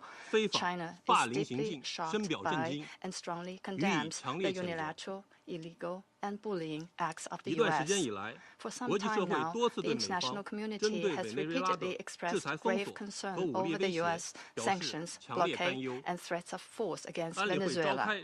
The Council convened 2 emergency meetings, during which Secretary General Guterres, many Council members, and countries in the region and beyond unanimously called for abiding by the UN Charter and the international law, maintaining calm and restraint, resolving disputes peacefully, de-escalating tensions, and safeguarding regional stability. However, as a permanent member of the Council, the U.S. has disregarded the grave concerns of the international community, wantonly trampled upon Venezuela's sovereignty, security, and legitimate rights and interests, and seriously violated the principles of sovereign equality, non-interference in internal affairs, peaceful settlement of international disputes, and the prohibition of the use of force in international relations. These principles constitute the fundamental tenets of the UN Charter and form the cornerstone of maintaining international peace and security. The U.S. has placed its own power above multilateralism and military action above diplomatic efforts, posing a grave threat to peace and security in Latin America and the Caribbean, and indeed internationally. China firmly opposes this, and the international community has also expressed widespread grave concern and strong condemnation. We urge the U.S. to heed the overwhelming voice of the international community, abide by international law and the purposes and principles of the UN Charter, cease infringing upon the sovereignty and security of other countries, stop toppling the government of Venezuela, and return to the path of political solutions through dialogue and negotiations. We call on the U.S. to ensure the personal safety of President Maduro and his wife and to release them at once. We support the Council in fulfilling its primary responsibility to maintain international peace and security, and we support all efforts by the UN Secretary General, regional countries, and organizations that contribute to promoting dialogue and de-escalating the situation. President, the lessons of history are a stark warning. Military means are not the solution to problems, and the indiscriminate use of force will only lead to greater crisis. The U.S. bypassed the Council to launch military operations against Iraq, blatantly attacked Iran's nuclear facilities, and imposed economic sanctions, military strikes, and even armed occupations on multiple countries in Latin America and the Caribbean. These actions have caused persistent conflict, instability, and immense suffering for the ordinary people. Did these actions bring peace and stability? Did they bring development and prosperity? The international community sees this clearly. Venezuela is an independent sovereign state with every right to defend its sovereignty and national dignity. Countries in Latin America and the Caribbean are important forces in maintaining world peace and stability and promoting global development and prosperity.